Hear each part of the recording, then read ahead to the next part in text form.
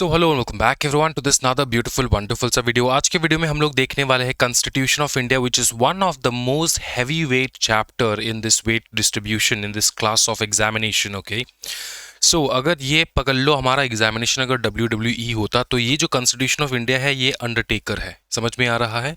Undertaker, the great Undertaker. Now constitution of India जो है बहुत ज़्यादा वास्ट है, तो मेरे को 1 घंटा 20 मिनट लगभग इस प्रकार से समय लग जाएगा इस चैप्टर को एक्सप्लेन करने में। आपको जो है आपको आराम से बैठ के नोट्स खोल के देखना है कि कॉन्स्टिट्यूशन ऑफ इंडिया कहाँ कैसे जाता है। इस चैप्टर को आप लोग बचपन से पढ़ते हुए आ रहे हो। लास्ट में जो कुछ पोर्शन है वो शायद आपके लिए थोड़ा बहुत नया हो जाए, लेकिन बाकी जो चीज़ें हैं वो एकदम आपके लिए पुरानी चीज़ें हैं। इसको रिवीजन के तौर पे आपको देखना है बहुत अच्छे से। ठीक, सबसे पहले बताओ constitution of India. Constitution of India का मतलब क्या है सर? कॉन्स्टिट्यूशन ऑफ इंडिया का मतलब होता है ये वो संविधान है, ये वो बुक है, ये वो जो है किताब है जिसके थ्रू हमारा पूरा कंट्री रन होता है, हमारा पूरा कंट्री रन होता है। उसी को कहा जाता है कॉन्स्टिट्यूशन, हमारे कॉन्स्टिट्यूशन ऑफ इंडिया। चलो दोस्तों आगे देखेंगे हम लोग। कॉन्स्टिट्यूशन ऑफ इंडिया जो है उसके बारे में देख लो। Came into force in January 26 1950। Originally 395 articles थे इन 22 पार्ट्स एंड 8 शेड्यूल्स। अब जो है वो 12 शेड्यूल्स हो चुके हैं इंक्रीज होते होते। ठीक है, it is the supreme law of India, इस बात को तुमको ध्यान में रखना है।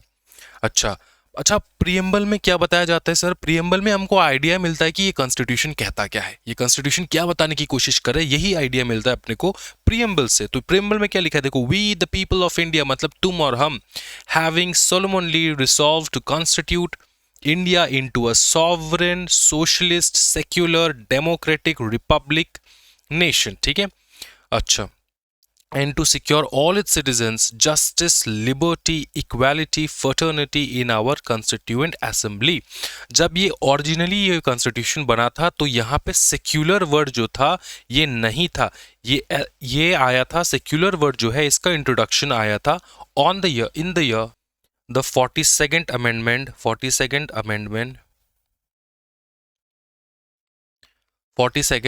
अमेंडमेंट, ठीक, 42nd constitutional amendment in the year 1976, ठीक, 1976 by the Indira Gandhi government,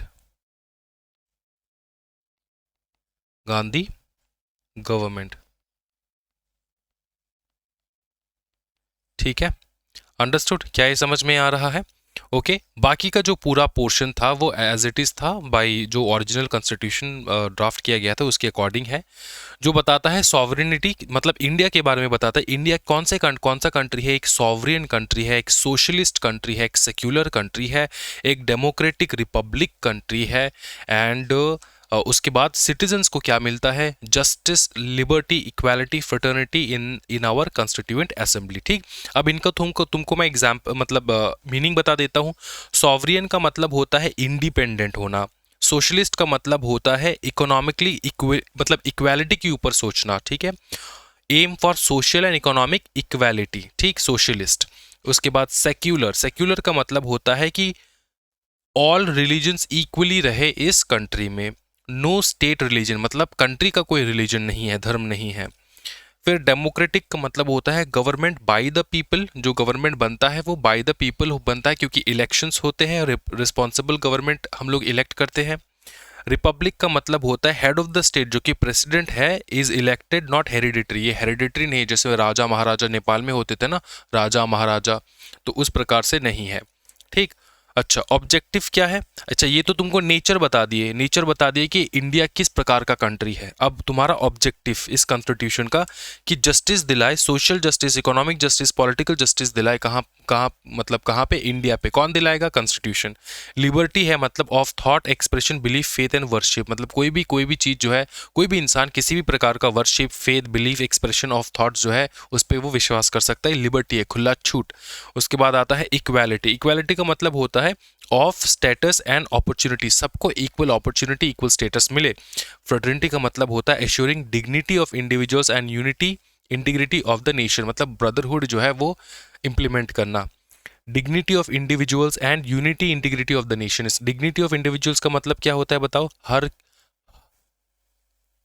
हर इंसान का हर इंसान का क्या हो बताओ, डिग्निटी अपहोल्ड हो, मतलब इज्जत, समझ में आ रहा है, ऑफ इंडिविजुअल एंड यूनिटी, सब लोग भाईचारा में रहे, इंटीग्रिटी ऑफ द नेशन, ठीक है।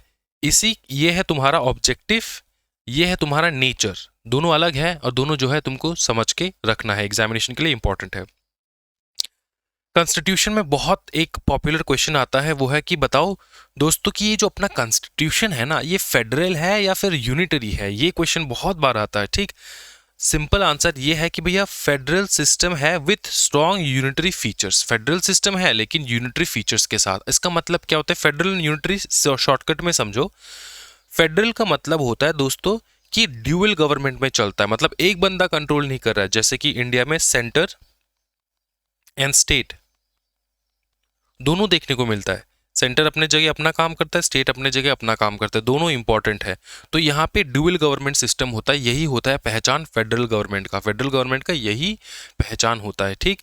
और जो यूनिटरी होता है इसमें क्या है कि यहाँ पे यूनिटरी का मतलब होता है कि एक इंसान के पास ज्यादा, एक इंसान के मतलब एक लेवल, मतलब एक डिपार्टमेंट के पास बहुत ज्यादा पावर हो जाना, जैसे कि सेंटर के पास, ठीक है।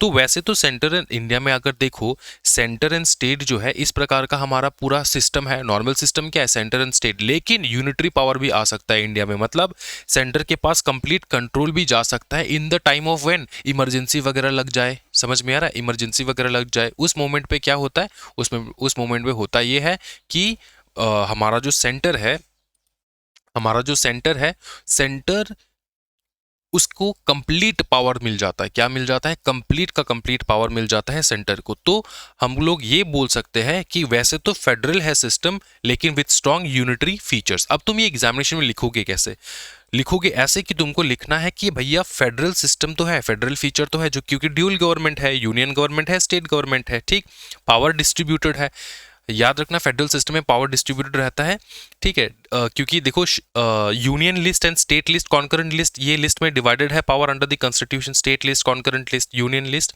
जो जहाँ पे यूनियन को पूरा पावर है, स्टेट लिस्ट जहाँ पे स्टेट को पूरा पावर है, एंड कॉन्करेंट लिस्ट जहाँ पे दोनों एक साथ आके पावर इंजॉय करते हैं, स्टेट एंड तुम्हारा यूनियन दोनों मिलके। तो डिस्ट्रीब्यूशन ऑफ पावर है, यहाँ पे किसी एक इंसान के पास पूरा पावर नहीं होता, ठीक है।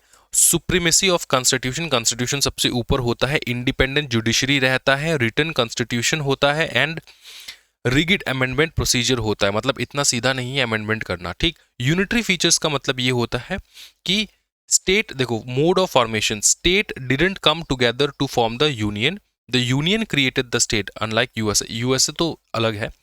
इसका मतलब ये कि state did not come together to form the union created the state, मतलब हमारा जो यूनियन है, सेंट्रल गवर्नमेंट जो है वो स्टेट क्रिएट करता है, वही स्टेट क्रिएट करता है, ऐसा नहीं है कि सारे स्टेट, जैसे यूएसए का पकड़ लो, यूएसए क्या है, combination of all the states है। यूएसए बना इस प्रकार से कि जितने भी छोटे छोटे, यूएसए के फ्लैग में जितने भी स्टार देख रहे हो ना, वो स्टार जो है एक एक स्टेट को रिप्रेजेंट करता है, क्या ये समझ में आ रहा है ना। तो ये सारे स्टेट्स मिल के एक साथ आके तो वो लोग बने एक, जो कि इसको जिसको कहा जाता है हम लोग यूएसए, ठीक। लेकिन इंडिया में ऐसा नहीं, इंडिया में है ऐसा कि जो सेंटर है ना, सेंटर जो है ये स्टेट को, मतलब इंडिया को स्टेट वाइज डिवाइड कर दिया कि ये वाला स्टेट होगा, ये वो वाला स्टेट होगा, ये वाला स्टेट होगा, क्या ये समझ में आ रहा है, समझ में आ रहा है ना। तो यूनियन जो है, यूनियन फीचर्स ये है कि mode of formation, state did not come together to form the union, उल्टा ये हुआ कि यूनियन क्रिएटेड द स्टेट, ठीक। Position of the state, not previously sovereign, less power than the union, ठीक है।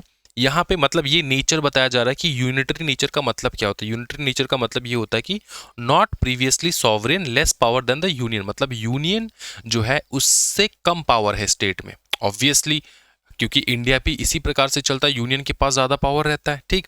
उसके बाद आता है तुम्हारा single citizenship, only Indian citizenship, no separate state citizenship, state citizenship अलग नहीं होगा, इंडियन सिटीजनशिप होगा।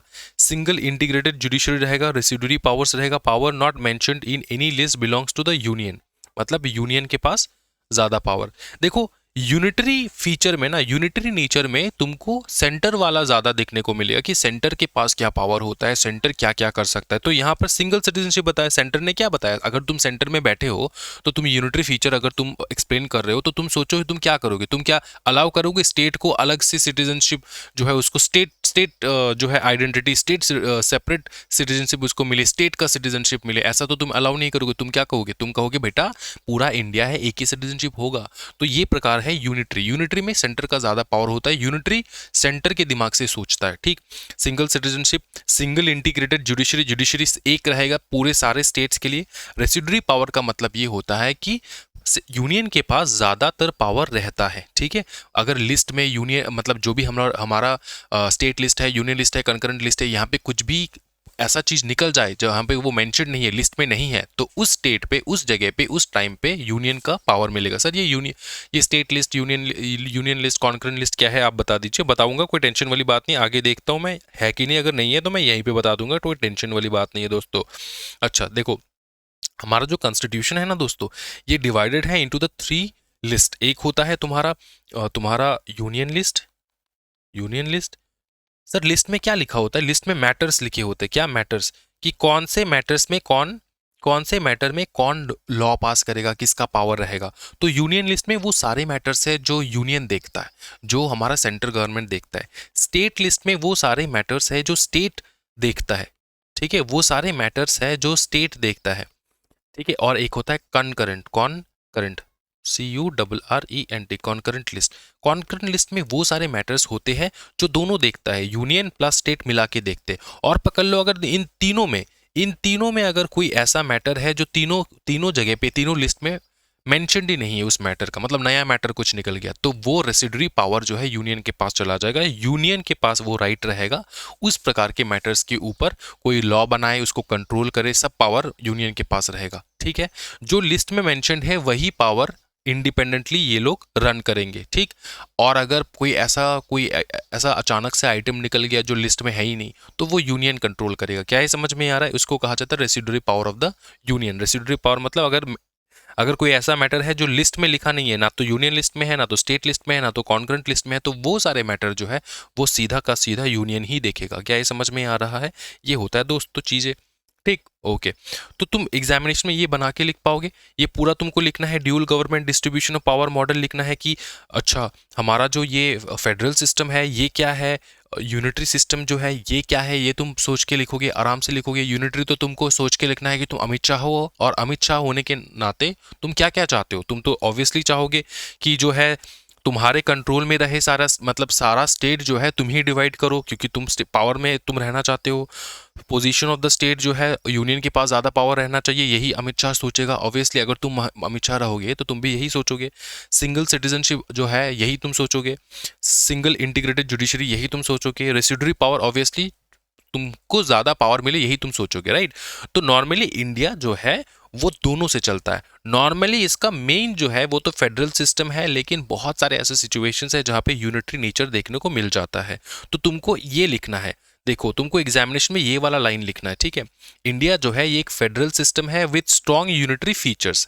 सिस्टम तो फेडरल है क्योंकि स्टेट एंड यूनियन के बीच में डिवाइडेड है, ठीक है, लेकिन स्ट्रॉन्ग यूनिटरी फीचर्स देखने को मिलता है। कैसे मिलता है यूनिटरी फीचर्स देखने को, तुमको ये दोनों कोट कर देना होता है प्रॉपरली। ये लिख दोगे एग्जामिनेशन में 7-8 मार्क मिल जाएगा आराम से, ठीक। आगे देखो, यूनिटरी फीचर में और 2 पॉइंट है, जो कि है गवर्नर अपॉइंट किया जाता है बाय प्रेसिडेंट। स्टेट में जो गवर्नर बैठता है, जो हेड ऑफ द स्टेट रहता है, उसको अपॉइंट कौन करता है, हमारा यूनियन का हेड जो कि है प्रेसिडेंट। इमरजेंसी प्रोविजंस है, मतलब इमरजेंसी अगर लग जाए तो कौन कंट्रोल करेगा, ऑब्वियसली कंट्रोल करेगा बाय द यूनियन। क्या ये समझ में आ रहा है। चलो आगे देखो, फंडामेंटल राइट्स मैं कराऊंगा नहीं, ये बचपन से तुम लोग करते आ रहे हो। फंडामेंटल राइट्स क्या है तुमको याद रख लेना कि तुम्हारा ये फंडामेंटल राइट्स है। ओ नहीं, फंडामेंटल ड्यूटीज मैं नहीं कराऊंगा, राइट्स कराऊंगा, क्योंकि राइट्स तुमको पता नहीं होगा दोस्तों। 6 कैटेगरीज ऑफ FR होता है फंडामेंटल राइट्स। ड्यूटीज तुमको जो है अलग से करना होगा। जो ड्यूटीज है ये मैं तुमको दिखा देता हूँ, ये दिखा देता हूँ, मैं ड्यूटीज दिखा देता हूँ फटाफट। राइट्स मैं करा दूंगा क्योंकि मेरे को पता है मेरे जो छोटे छोटे बच्चे हैं यहाँ पे ऑनलाइन पढ़ रहे हैं, जो कि काफ़ी बच्चे ऐसे भी जो मेरे ही एज के हैं, तो ये फिर भी मेरे छोटे छोटे बच्चे हैं, और ये जो है ये ड्यूटीज़ उनको पता होगा, लेकिन राइट जो है ना उनको ज़्यादा कुछ पता ना हो। फंडामेंटल ड्यूटीज़ घर में होमवर्क है, ये अच्छे से पढ़ना है। ये हम लोग गाना गाते गाते सीखते थे बचपन में, ठीक है। तो ये गाना तुमको याद कर लेना, अगर तुम KV के हो या फिर किसी भी क्रिश्चियन स्कूल के हो या फिर कहीं से भी हो, ठीक है। तो you have to remember this accordingly how you were taught in your childhood days in your toddler days. अच्छा, इधर इधर आ जाओ। अब हम लोग देखने वाले हैं, क्या बताओ, फंडामेंटल राइट्स। राइट्स में देखो, तुमको याद रखना है हमेशा, देखो ढांचा याद रखना है, जिंदगी में कभी ढांचा को नहीं भूलना है। ये ढांचा जो है यही भूल जाते हो तभी जाके गड़बड़ होता है। ढांचा को कभी नहीं भूलना है, ठीक है। ढांचा ढांचा क्या होता है, फाउंडेशन, ठीक है। जैसे कि राइट टू इक्वालिटी, देखो 6 कैटेगरी में एफआर डिवाइड हो जाता है। पहला आता है इक्वालिटी, फिर फ्रीडम, एक्सप्लॉयटेशन, ठीक है, फिर आता है रिलीजन, फिर आता है एजुकेशन, फिर आता है कॉन्स्टिट्यूशनल रेमेडीज। तो तुमको याद रखना है भैया, सबसे पहले मेरे को क्या चाहिए होगा, समान बराबर, इक्वालिटी चाहिए होगा, ठीक है। इक्वालिटी मिल जाए उसके बाद तुमको क्या चाहिए होगा, देखो विदाउट इक्वालिटी तुमको फ्रीडम नहीं मिल सकता, तुमको फ्रीडम नहीं मिल सकता। तो इसलिए हमेशा याद रखना इक्वालिटी नंबर 1 पे आएगा। अगर इक्वालिटी आया तभी जाके तुमको फ्रीडम मिलेगा। अगर तुमको कोई भी बराबर नहीं सोचता है, अगर पकड़ ले ये ए है ये बी है, ये दोनों इक्वल नहीं है एक दूसरे का, पकड़ ले बी जो है ये ए के अंडर में काम करता है, या फिर इसको छोटे जात का समझते हैं हम लोग। फॉर एग्जाम्पल अगर कास्ट सिस्टम को भी घुसा दे हम लोग, ठीक है, तो ये छोटे जात का है, ठीक। तो अगर इस प्रकार का बिहेवियर रहा तो तुम फ्रीडम से क्या करोगे, तुम्हारा फ्रीडम तो छीन लिया जाएगा। तो इक्वालिटी सबसे पहले आता है। तो अगर दिमाग में भूल जाओ तो हमेशा याद रखना, एक फ्रीडम नहीं मिल सकता इक्वालिटी के बिना, ठीक। पहला है इक्वालिटी, फिर आएगा फ्रीडम। उसके बाद जैसे तुमको इक्वालिटी मिल जाए, फ्रीडम मिल जाए, फिर जो तुमको एक्सप्लॉयटेशन करना, क्या करना, एक्सप्लॉयटेशन से बचाना। एक्सप्लॉयटेशन तुमको याद करना, एक्सप्लॉयटेशन EXPLOITATI1। अब एक्सप्लॉयटेशन से तुमको बचाना होगा। एक्सप्लॉयटेशन का मतलब ये होता है जब तुमको फ्रीडम मिल जाए ना, जब छोटे पकड़ ले कोई भी छोटे बच्चे को फ्रीडम मिल जाता है, क्या मिल जाता है, फ्रीडम। पकड़ ले अगर 18 साल के बच्चे को फ्रीडम मिल जाए, क्या मिल जाए, फ्रीडम मिल जाए। 18 प्लस हो चुका है, फ्रीडम मिल गया। अब वो मन मर्जी शादी कर सकता है, मन मर्जी वो गाड़ी चला सकता है, ठीक है। तो ये हो गया तुमको फ्रीडम, समझ में आ रहा है। जितना ज़्यादा तुमको फ्रीडम मिलेगा उतना चांसेस ये है कि तुमको लोग बुर्बक बना के तुमको एक्सप्लॉइट करेगा। क्या करेगा, एक्सप्लॉइट करेगा, तुमसे एक्सप्लॉइटेशन का काम करवाएगा, ठीक है। पकड़ ले, तुमको पकड़ के घुसा दिया कहाँ पे, कहाँ पे घुसा दिया, कोल माइनिंग पे घुसा दिया। तुम तो 18 प्लस हो, 18 प्लस हो तो तुमको तो कोई इलीगली तुम काम कर रहे हो, कोई दिक्कत वाली बात नहीं, लेकिन एक्सप्लॉइटेशन हो रहा है वहाँ पे बहुत ज़्यादा। एक्सप्लॉइटेशन का मतलब तुमको ज़्यादा काम करा रहे हैं, ठीक।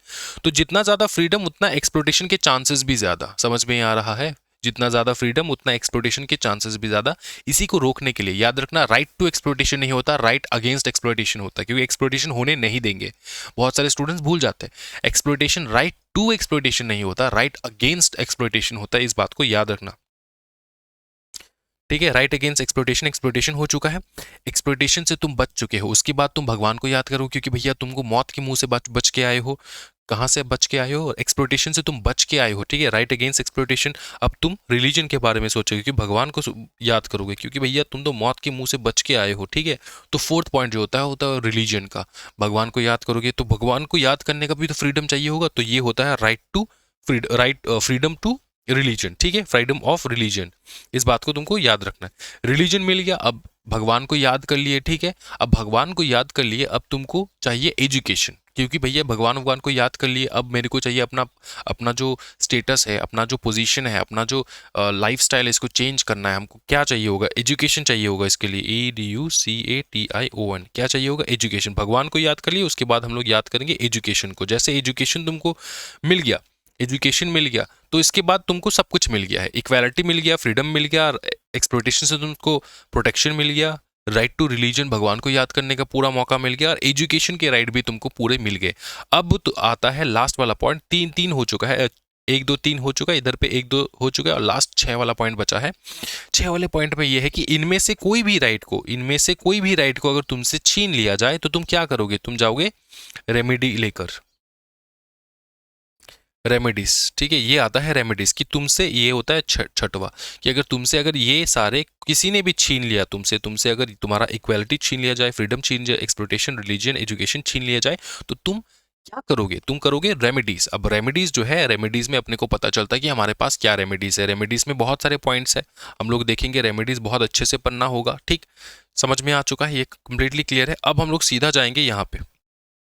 देखो, सबसे पहले समझो, ये जो तुम्हारा देखो, ये जो तुम्हारा FR है ना, फंडामेंटल राइट्स, क्या बताओ, फंडामेंटल, ठीक है, mental rights.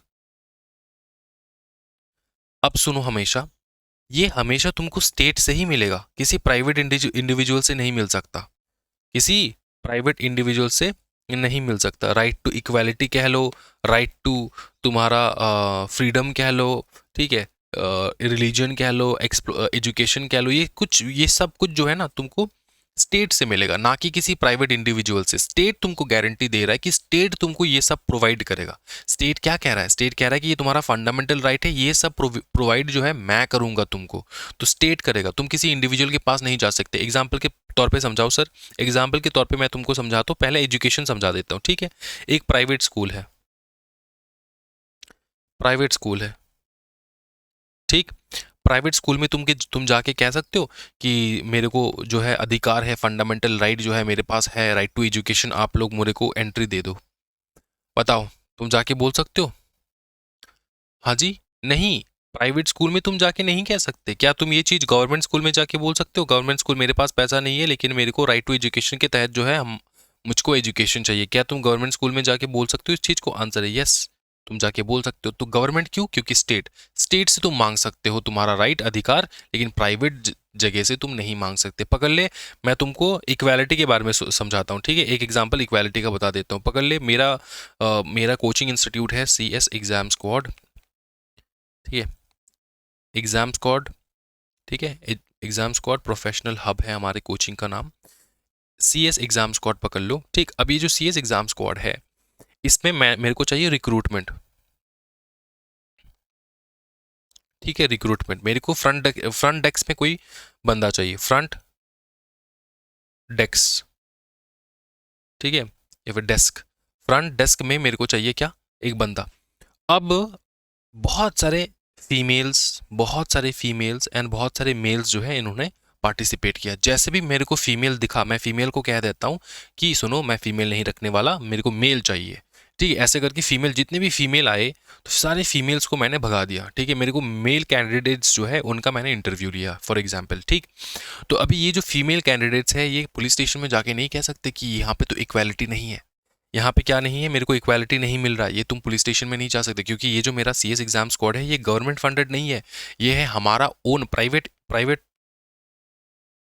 Private coaching institute है। समझ में आ रहा है? प्राइवेट इंस्टीट्यूट्स में तुम जाके इक्वालिटी नहीं मांग सकते। क्या ये समझ में आ रहा है ना दोस्तों? जॉब अपॉर्चुनिटी चाहिए, तुम जाओ, आर्टिकल 16 देता है तुमको जॉब अपॉर्चुनिटी, और आर्टिकल 16 स्टेट से जैसे कि गवर्नमेंट जॉब वाला, गवर्नमेंट जॉब में कोई भेदभाव नहीं है, कोई भी मेल फीमेल सब आ सकते हैं। क्या ये समझ में आ रहा है ना दोस्तों? तो इस चीज़ को याद रखना, ये रिक्रूटमेंट फ्रंट डेस्क, ये समझ में आ रहा है कि क्या, क्यों तुम प्राइवेट में नहीं जा सकते, ये सब तुमको स्टेट में मांगना होगा। अब जैसे मैं तुमको कहता हूँ कि यार ये जो स्टेट से तुमको मांगना होगा, प्राइवेट इंडिविजुअल से तुमको जो है ये अवेलेबल नहीं है, ठीक है। अब देखो, ऐसा नहीं कि पूरा का पूरा आर्टिकल जो है, पूरा का पूरा तुम्हारा फंडामेंटल राइट्स जो है प्राइवेट इंडिविजुअल्स के ऊपर नहीं लगता, ऐसा नहीं है, ऐसा नहीं है। जैसे कि मैं तुमको समझाता हूँ, some available against private individuals too, जैसे कि आर्टिकल 17 अनटचबिलिटी, छूआछूत का जो बीमार होता है, जैसे लोग कहते हैं ना कि तुम मेरे को छू नहीं सकते, हम तुम्हारे छू नहीं सकते क्योंकि तुम छोटे जाती हो, नीचे जात के हो, हम ऊपर जात के, ये वाला जो चीज़ है ये तुम नहीं कर सकते। आर्टिकल 23 जिसको कहा जाता है फोर्स्ड लेबर, तुमसे नहीं करवाया जा सकता, एंड आर्टिकल 24 चाइल्ड लेबर, ये नहीं करवाया जा सकता।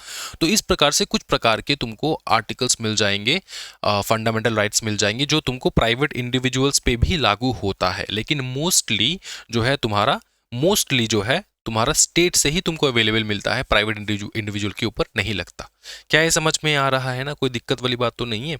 अच्छा, याद रखना ये वाला line, availability only for citizen, citizen को, अगर तुम भारतीय नागरिक हो तब जाके तुमको आर्टिकल 15, 16, 19, 29, 30 ये पूरा का पूरा अधिकार मिलेगा, लेकिन कोई भी सिटीजन या फिर फॉरेनर्स को भी ये सारे अधिकार मिलेंगे, 14, 20, 21, 21A, 22, 23, 25, 27 एंड 28। इस बात को तुमको याद रखना होगा, ठीक है।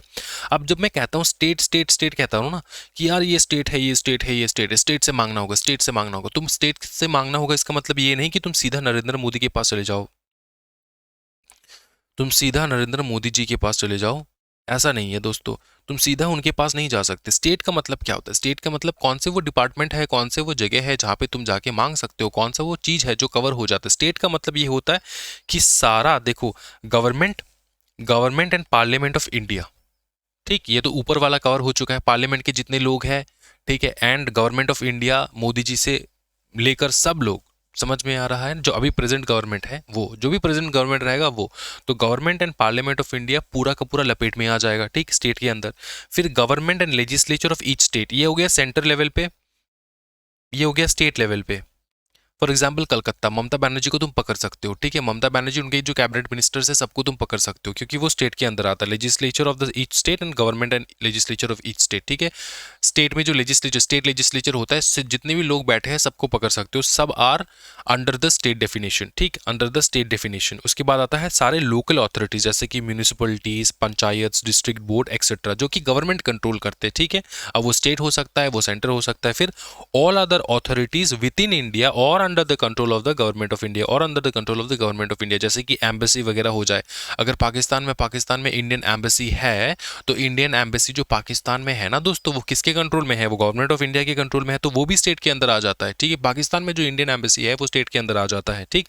ऑल अदर अथॉरिटीज, जो भी अथॉरिटीज है इंडिया के अंडर है and control of the government के अंडर है, इंडिया के अंदर भी हो सकता है, बाहर भी हो सकता है, ठीक है, लेकिन कंट्रोल ऑफ द गवर्नमेंट में हो तो वो सारे स्टेट के डेफिनेशन में आ जाएगा, यहाँ पे प्राइवेट इंडिविजुअल्स नहीं आते, ठीक। तो स्टेट के डेफिनेशन में बता दो फटाफट क्या है। सेंट्रल लेवल पे है government and parliament of India, उसके बाद है स्टेट लेवल पे government and legislature of the each state. यहाँ पे गवर्नमेंट जो लिखा है ना, तुम लिख सकते हो यहाँ पे सेंट्रल गवर्नमेंट, स्टेट गवर्नमेंट लिख सकते हो, ठीक है। ऑल लोकल अथॉरिटीज, जहाँ जैसे कि municipalities, panchayat, district board etcetera, and all other authorities which are inside India और under the control of India, मतलब आउटसाइड भी हो लेकिन under the control of India होना चाहिए। क्या ये समझ में आ रहा है? अच्छा, कोई भी इंस्टीट्यूट, कोई भी सुनो ना, बहुत अच्छे से सुनो, कोई भी जो तुम्हारा एंटिटी वगैरह है, पकड़ ले कोई भी एंटिटी, तू आज निकल, तू घर से निकल, घर से निकलने के टाइम पे तेरे को बड़े बड़े ऑफिस दिखेंगे, बड़े बड़े इंफ्रास्ट्रक्चर दिखेंगे, वो गवर्नमेंट के कंट्रोल में है कि नहीं, तेरे को पता कैसे चलेगा? तेरे को पता कैसे चलेगा कि वो गवर्नमेंट के कंट्रोल में है कि नहीं? समझ में आ रहा है? गवर्नमेंट के कंट्रोल में है कि नहीं, ये तेरे को पता कैसे चलेगा? वो जो है सुप्रीम कोर्ट ने बताया है इस केस में, अजय हसिया वर्सेस खालिद मुजीब, इस केस में बताया गया कि भैया हमने कुछ प्रिंसिपल तुमको बता रहे हैं, कुछ टेस्ट बता रहे हैं, ये टेस्ट अगर पास कर लिया, इन टेस्ट में से कोई भी एक, बहुत सारे मैंने दिया है, इनमें से कोई भी एक अगर तुमने पास कर लिया, कोई भी इंस्टीट्यूशन, कोई भी एंटिटी ने अगर पास कर लिया, तो वो गवर्नमेंट के अंडर है, ये हम लोग मान के चलेंगे। ये किसने कहा है? Supreme court of India. क्योंकि तुम सोचो, नॉर्मली तुमको अगर पता करना है तो किसी भी इंस्टीट्यूट जो है, कोई भी इंस्टीट्यूट, कोई भी एंटिटी, कोई भी चीज, कोई भी अथॉरिटी वो गवर्नमेंट के अंदर में है कि नहीं, तू कैसे टेस्ट करेगा? तो सुप्रीम कोर्ट ने बताया कि अंडर दी अजय हसिया वर्सेस खालिद मुजीब केस, मैं टेस्ट के लिए तुमको बता रहा हूँ, ये टेस्ट करोगे, इनमें से कोई भी एक अट्रैक्ट हो रहा है तो वो गवर्नमेंट ऑफ इंडिया के कंट्रोल में हो जाएगा। क्या ये समझ में आ रहा है? सबसे पहला आता है तुम्हारा, सबसे पहला आता है फिनेंशियल रिसोर्सेस, देखो कहा गया फिनेंशियल रिसोर्सेस, ठीक है, स्टेट फंड कर रहा हो फिनेंशियल रिसोर्सेस। अच्छा, इसको थोड़ा ज्यादा ही इजी वे में मैंने लिख दिया है यहाँ पे, ठीक है, फिनेंशियल रिसोर्सेस, ठीक है, मतलब उसको, जो तुम्हारा एंटिटी है, देखो इसको अच्छे से पढ़ो, इज द बॉडी एंड इंस्ट्रूमेंटलिटी और एजेंसी ऑफ द गवर्नमेंट का एजेंसी है कि नहीं? कैसे हम लोग डिटरमाइन करेंगे? फैक्टर्स ये है कि उसको फिनेंशियल रिसोर्सेस मिलता हो, स्टेट फंडिंग मिलता हो, क्या बताओ? स्टेट फंडिंग मिलता हो। दूसरा, deep and pervasive state control, state deeply control कर रहा हो उस इंस्टीट्यूशन को।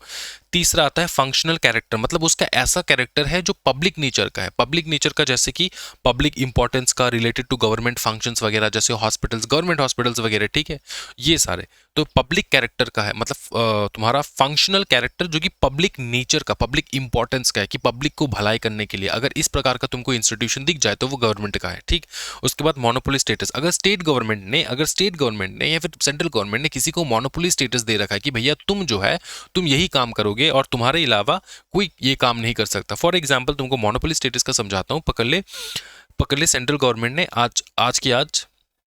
सेंट्रल गवर्नमेंट ने आज की आज जो है ना, एक टेंडर नहीं निकाला, सीधा एक बिजनेसमैन को पकड़ लिया, फॉर एग्जांपल अडानी, क्योंकि राहुल गांधी जी बार बार अडानी अडानी कहते, तो अडानी को थोड़ा बुरा कर देते हम लोग यहाँ पे, ठीक है।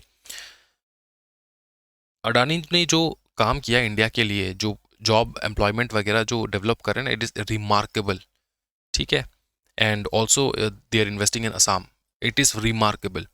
अच्छा, अडानी जी को आज खराब कर देते थोड़ा बहुत, कोई टेंशन वाली बात नहीं। अगर पकड़ ले सेंट्रल गवर्नमेंट ने अडानी जी को एक काम दे दिया, जैसे कि तुम ना क्या करोगे, इलेक्ट्रिसिटी नहीं, तुम एक काम करो, तुम रेलवे संभालोगे, तुम पूरा का पूरा रेलवे संभालोगे आज से, ठीक है। किसको बता दिया? अडानी को। अडानी का क्या बात करो मोदी जी। फिर मोदी जी ने कहा, हाँ अडानी जी तुम ना पूरा रेलवेज जो है ये तुम कंट्रोल करोगे, ठीक है, रेलवेज का पूरा कंट्रोल तुम्हारा।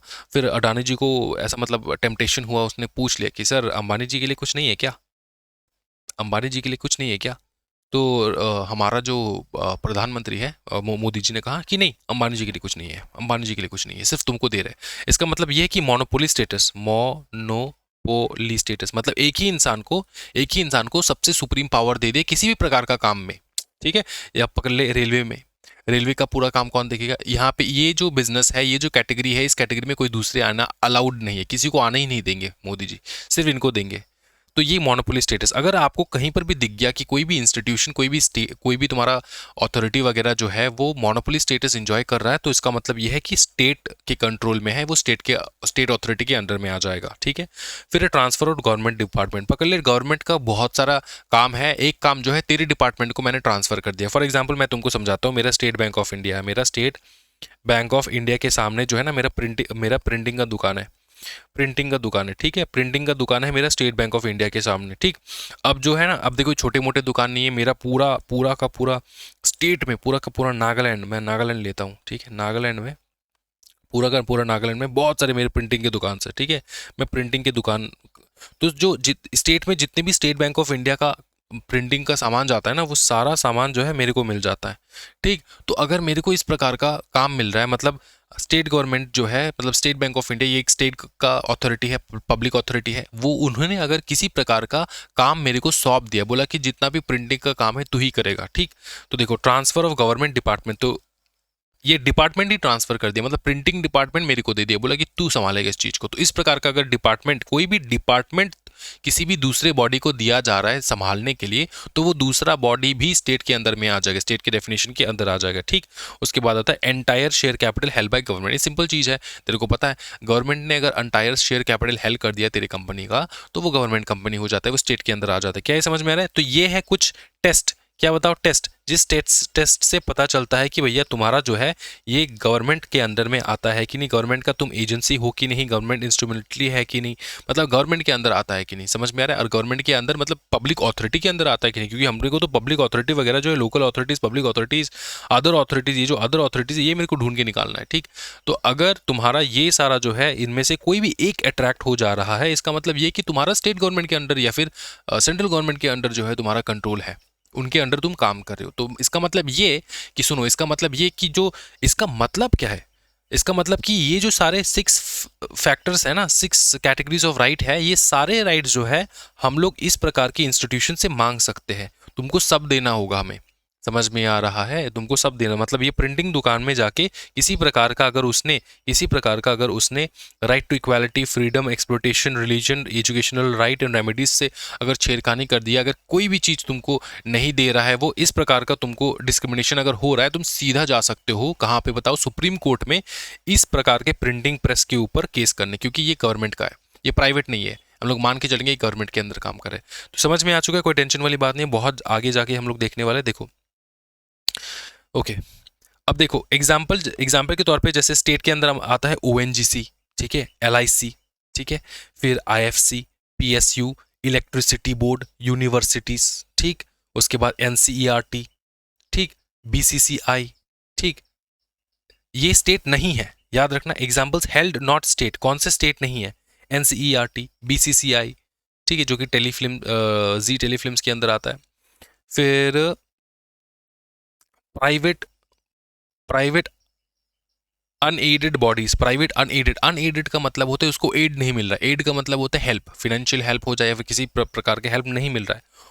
कोऑपरेटिव्स, इस प्रकार के जो है ये सारे जो है जनरली स्टेट के कंट्रोल में नहीं आता है, लेकिन जो स्टेट के कंट्रोल में आता है वो तुमको देखने को मिल जाएगा, क्योंकि ये सारा स्टेट गवर्नमेंट चला, state government, state in the sense की कंट्री जो है, सेंटर हो सकता है, नॉर्मल स्टेट हो सकता है, दोनों में से कोई भी चला सकता है, इलेक्ट्रिसिटी बोर्ड, यूनिवर्सिटीज़ वगैरह। क्या ये समझ में आ रहा है? जुडिशरी हमेशा याद रखना वो स्टेट के डेफिनेशन में नहीं आता, ठीक। चलो आगे देखेंगे हम लोग। अच्छा, आर्टिकल 13 हम लोग बहुत मजे से करने वाले, क्या कैसे करने वाले बताओ, मजे से करने वाले, नॉर्मल नहीं करेंगे, मजे लेकर करेंगे। क्या करेंगे? आर्टिकल 13। अब हम लोग थोड़ा बहुत स्पीड में जाने वाला हूँ मैं, ठीक है। तो तुम लोग ना सीट बेल्ट बांध लो और तुम्हारे दिमाग को थोड़ा चार्ज अप कर लो कि यार मेरे को तो पता है, सबसे पहले बैठो, ऐसे लंबा सांस लो, एकदम डीप ब्रेथ लो। लेने के बाद तुम ऐसे सोचो कि मेरे को सब कुछ पता है क्योंकि मैंने पढ़ रखा है ये सारा चीज़। ठीक, अब हम लोग सीधा जा रहे हैं आर्टिकल 13 के साथ। अब जो बुलेट ट्रेन में चलाने वाला हूँ, ठीक है, अब तक मैं नॉर्मल ट्रेन चला रहा था, अब बुलेट ट्रेन। देखो, आर्टिकल 13 में दो प्रकार के रूल्स आते हैं। एक आता है तुम्हारा डॉक्ट्रिन ऑफ सेवरेबिलिटी, दूसरा आता है डॉक्ट्रिन ऑफ इक्लिप्स। यही तो तुमको एग्जामिनेशन में लिखना है। तीसरा आता है डॉक्ट्रिन ऑफ वेवियर।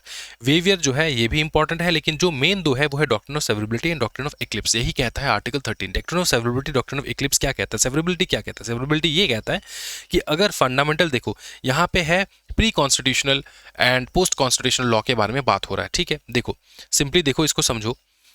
देखो फॉर एग्जाम्पल फंडामेंटल राइट है, क्या है? Fundamental right. ठीक, फंडामेंटल राइट है। अब फंडामेंटल राइट के ये दो लाइन मैंने यहाँ पे लिख दिया, कोई भी फंडामेंटल राइट का दो नियम मैंने यहाँ पे लिख दिया। ठीक, अब यहाँ पे नॉर्मल लॉ है, नॉर्मल लॉ, इसका भी मैंने दो लाइन यहाँ पे लिख दिया। ठीक, दो लाइन लिख दिया। अब ये जो हमारा सेवरेबिलिटी कहता है कि if the offending part of a law can be separated without destroying the law core purpose, only that part is void, not the entire law. If inseparable the whole law is void. ठीक है, अच्छा, इसको समझाने के लिए तुमको एक चीज मैं समझाना चाहता हूँ, pre constitutional law and post constitutional law. इसको समझो, pre constitutional law and post constitutional law. Pre constitutional law का मतलब होता है जो जनवरी 26, 1950 से पहले था। पोस्ट कॉन्स्टिट्यूशनल का मतलब होता है state shall not make any law taking away or abridging efforts, any such law made is void to the extent of the contravention। अच्छा, इसको मैं तुमको समझाता हूं। ठीक है, देखो देखो, एक होता है पोस्ट, एक होता है पोस्ट। पोस्ट का मतलब होता है एफआर आने के बाद, मतलब तुम्हारा कॉन्स्टिट्यूशन बनने के बाद। Post post constitution post constitution law का मतलब होता है कि यही जो भी लॉ बन रहा है कॉन्स्टिट्यूशन बनाने के बाद, जैसे कि एफआर वगैरह बना, ठीक है, वो। प्री का मतलब होता है जो तुम्हारा तुम्हारा कॉन्स्टिट्यूशन बनने से पहले जो भी नियम कानून थे वो। तो ऐसा नहीं है कि हमारा जो कॉन्स्टिट्यूशन बना उसके बाद हम लोग ने जो प्री कॉन्स्टिट्यूशनल लॉस है, ये जो कॉन्स्टिट्यूशन बना इससे पहले जो लॉस थे उसको हमने सारे लॉस को हमने इग्नोर नहीं कर दिया, उसको डिस्ट्रॉय नहीं किया। कॉन्स्टिट्यूशन, हमारा कॉन्स्टिट्यूशन जो है, जो प्री कॉन्स्टिट्यूशनल लॉस है ना, उसको डिस्ट्रॉय नहीं करता, सबको डिस्ट्रॉय नहीं करता। किनको करता है सर? किनको करता है, किनको नहीं करता, मैं तुमको समझाऊंगा। अच्छे से समझना है, चीजों को समझो। देखो, कॉन्स्टिट्यूशन बनाने से पहले बहुत सारे लॉस थे, कॉन्स्टिट्यूशन बनाने के बाद भी बहुत सारे लॉस बनेंगे ना। अब सुनो, कॉन्स्टिट्यूशन जो है कहता है हमारा, ये जो आर्टिकल 13 क्या कहता है? आर्टिकल 13 कहता है कि देखो, अगर तुम्हारा कोई कॉन्स्टिट्यूशनल लॉ है, जैसे कि फंडामेंटल राइट्स वगैरह, ठीक है, और तुम्हारा कोई नॉर्मल लॉ है, अब ये प्री भी हो सकता है, पोस्ट भी हो सकता है। अब सुनो, ये प्री भी हो सकता है, प्री मतलब कॉन्स्टिट्यूशन बनने से पहले, प्लस पोस्ट भी हो सकता है, मतलब कॉन्स्टिट्यूशन बनने के बाद। ठीक, कॉन्स्टिट्यूशन बनने के बाद अगर कोई भी ऐसा तुम्हारा जो अभी का लॉ है, अभी का जो तुम्हारा नॉर्मल लॉ है, जो तुम पहले बने थे या फिर अब बनने वाला या फिर बन रहा है, इनमें से कोई भी अगर ऐसा सेंटेंस, ऐसा लॉ जो है जो इनकंसिस्टेंट है फंडामेंटल, तुम्हारा फंडामेंटल राइट के साथ, तुम्हारे कॉन्स्टिट्यूशन के साथ अगर इनकंसिस्टेंट है, क्या है इनकंसिस्टेंट मतलब मेल नहीं खाता, समझ में आ रहा है?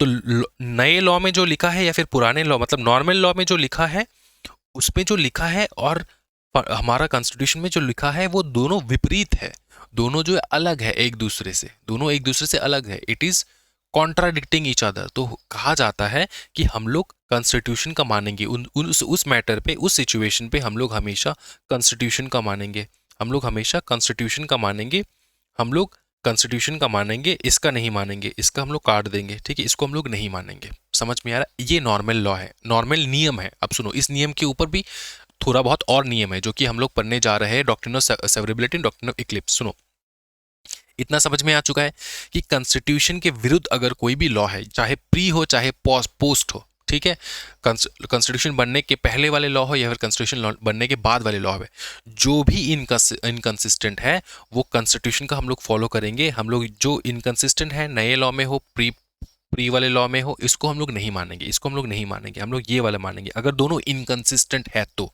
समझ में आ रहा है? पकड़ ले कोई नया लॉ बना या फिर प्री लॉ था, प्री लॉ। अब प्री के बारे में मैं बहुत कुछ बोल सकता हूँ, जैसे कि इक्वालिटी तो नहीं था प्री में। प्री में क्या इक्वालिटी था? इक्वालिटी था? नहीं था। तो इक्वालिटी के अगेंस्ट कुछ लॉज थे प्री में, कॉन्स्टिट्यूशन बनने से पहले। कॉन्स्टिट्यूशन बनने के बाद हम लोगों ने इक्वालिटी के बारे में लॉज लिखा, पूरा इक्वालिटी मिलना चाहिए, ठीक है। अब जब कोई भी किसी भी प्रकार के किसी भी सेक्टर में पकड़ लो, लेबर, फैक्ट्री, कहीं पर भी हम लोग जा रहे हैं, वहां पे हम लोग देख रहे हैं कि जो कॉन्स्टिट्यूशन से पहले प्री में जो कुछ लॉज बने थे ना, वहां पे लेबर के बारे में हो जाए, वहां पे इक्वालिटी नहीं था, वहां पे इक्वालिटी जो है निषेध था, इक्वालिटी नहीं हो सकता था। लेकिन हमारा कॉन्स्टिट्यूशन क्या कहता है? कॉन्स्टिट्यूशन कहता है कि इक्वालिटी होना चाहिए। इसका मतलब ये है कहीं पर भी किसी भी लॉ में अगर इक्वालिटी मना किया गया है, उसको ना मानो, उस लॉ को तुम ना मानो, उसको तुम नहीं मानो, उसको तुम कट ऑफ कर दो। क्या कर दो? कट ऑफ कर दो। क्या कर दो? कट ऑफ कर दो। ठीक, क्या ये समझ में आ रहा है? ये है बेसिक आर्टिकल 13 तुमको कहता है। ठीक, अब समझो आर्टिकल 13 में ना दो चीज है, doctrine of severability and doctrine of Eclipse. अब ये कहा जाता है कि देखो पुराने लॉज जो है या फिर नए जो लॉज है बन रहे हैं, बनेंगे या फिर बन चुके हैं, पूरा का पूरा लॉ तो ऐसा नहीं है जो विरुद्ध है, किसका? कॉन्स्टिट्यूशन के विरुद्ध में है, ऐसा तो नहीं है। अब ये बोला जाता है डॉक्ट्रिन ऑफ सेवरेबिलिटी में क्या कहा जाता है? देखो डॉक्ट्रिन ऑफ सेवरेबिलिटी में कहा जाता है, पहले हम लोग डॉक्ट्रिन ऑफ सेवरेबिलिटी करेंगे, ठीक है। देखो डॉक्ट्रिन ऑफ सेवरेबिलिटी में क्या कहा जाता है, बोला कि देखो कॉन्स्टिट्यूशन में कोई लॉ लिखा है, जैसे ये 2 पॉइंट लिखा है, ठीक है, ये 1 पॉइंट, ये 2 पॉइंट, उसी प्रकार से नए लॉ मतलब नॉर्मल लॉ में जो प्री का हो सकता है, पोस्ट का हो सकता है, इनमें भी कुछ ना कुछ लॉस लिखा है। जिस मोमेंट पे तुमको दिख जाए कि नॉर्मल लॉ में और कॉन्स्टिट्यूशन के लॉ में, नॉर्मल लॉ में एंड कॉन्स्टिट्यूशन के लॉ में किसी भी प्रकार का विरुद्ध चल रहा है, किसी विपरीत में है कोई भी चीज, तो हम लोग क्या करेंगे? नॉर्मली हम लोग क्या करेंगे कि नए जो हमारा नॉर्मल लॉ है इसको हम लोग स्ट्राइक ऑफ कर देंगे, इसको हम लोग नहीं मानेंगे, हम लोग कॉन्स्टिट्यूशन को मानेंगे। अब देखो डॉक्ट्रिन ऑफ सेवरेबिलिटी क्या कहता है? डॉक्ट्रिन ऑफ सेवरेबिलिटी ये कहता है कि देखो जब हम लोग लॉ लिखते हैं ना, ऐसा तो नहीं कि सिर्फ एक लाइन का लॉ लिखते हैं, बहुत सारे लॉज हैं। एक एक्ट में बहुत सारे लॉज लिखे हैं। जब तुम कंपनीज एक्ट पढ़ते हो, क्या एक सेक्शन पढ़ते हो? क्या क्या सिर्फ कितने सारे सेक्शंस पढ़ते हो तुम कंपनीज एक्ट में, ठीक। और उसी प्रकार से कॉन्ट्रैक्ट एक्ट में कह जाओ, नेगोशिएबल इंस्ट्रूमेंट एक्ट, कोई भी एक्ट तुम पढ़ रहे हो उसमें बहुत सारे लॉज लिखे हैं। तो कहा जाता है कि देखो, कहा जाता है डॉक्ट्रिन ऑफ सेवरेबिलिटी क्या कहता है? सेवरेबिलिटी कहता है, डॉक्ट्रिन ऑफ सेवरेबिलिटी क्या कहता है? सेवरेबिलिटी कहता है कि देखो जितना इनकंसिस्टेंट है उतना कट करो, जितना इनकंसिस्टेंट है पूरा का पूरा लॉ कट मत करो। अगर 2 लाइन इनकंसिस्टेंट है, पकड़ लो पहले का 2 लाइन पकड़ लो, ये 2 लाइन जो है, ये 2 लाइन इनकंसिस्टेंट है कॉन्स्टिट्यूशन के साथ, तो इन दोनों लाइन को ना मानो। बाकी के लाइन जो है जो कंसिस्टेंट है, मतलब कॉन्स्टिट्यूशन और इसका दोनों सेम है, कोई टेंशन वाली बात नहीं, कॉन्स्टिट्यूशन में भी ये लिखा है, यहां पर भी यही लिखा है, विरुद्ध नहीं जा रहा है, तो इनको तुम फॉलो करो। पकड़ लो 2-3 सेक्शन नहीं मिल रहा है, 2-3 सेक्शन जो है वो विरुद्ध जा रहा है, कॉन्स्टिट्यूशन के विरुद्ध जा रहा है, तो उसको तुम ना मानो, ठीक है। लेकिन जो मिल रहा है उसको तुम मानो, पूरा का पूरा एक्ट को, पूरा का पूरा लॉ को तुम स्ट्राइक ऑफ मत कर दो। पूरा का पूरा लॉ को स्ट्राइक ऑफ करने का कोई सेंस नहीं बनता। जितना नहीं तुम्हारा क्या हो रहा है बताओ, नहीं तुम्हारा मिल रहा है उतना तुम स्ट्राइक ऑफ कर दो, ये कहता है सेवरेबिलिटी। और जितना तुम्हारा चल रहा है, जितना इनकंसिस्टेंट नहीं है उतना तुम मानो, जितना इनकंसिस्टेंट है उतना तुम ना मानो। ये इनकंसिस्टेंट वाला लाइन है, ना मानो। ये कंसिस्टेंट है, मतलब ये और फंडामेंटल राइट दोनों एक चीज कह रहा है, मतलब कॉन्स्टिट्यूशन का और ये जो है नॉर्मल लॉ दोनों एक चीज कह रहा है, तो इसको मानो तुम, कोई टेंशन वाली बात नहीं। सुनो, ये हो गया सेवरेबिलिटी, SEVERABILITY, सेवरेबिलिटी, ठीक है। दूसरा आता है तुम्हारा डॉक्ट्रिन ऑफ इक्लिप्स। इक्लिप्स क्या कहता है? इक्लिप्स क्या कहता है? इक्लिप्स कहा, इक्लिप्स ने क्या कहा? कहा कि देखो तुम जो ये स्ट्राइक ऑफ कर रहे हो ना, इसको एक काम करते हैं हम लोग, इक्लिप्स कर देते हैं। इक्लिप्स करने का मतलब ये होता है, इक्लिप्स का मतलब क्या होता है बताओ फटाफट? किसी एक के आगे दूसरा चीज आ जाना, एक के आगे दूसरा चीज। अब जब इक्लिप्स कहते हैं हम लोग, चंद्र ग्रहण कहते हैं, ग्रहण कब कहते हैं हम लोग? ग्रहण जब कहते हैं ना हम लोग। इक्लिप्स का मतलब क्या? ग्रहण लगना।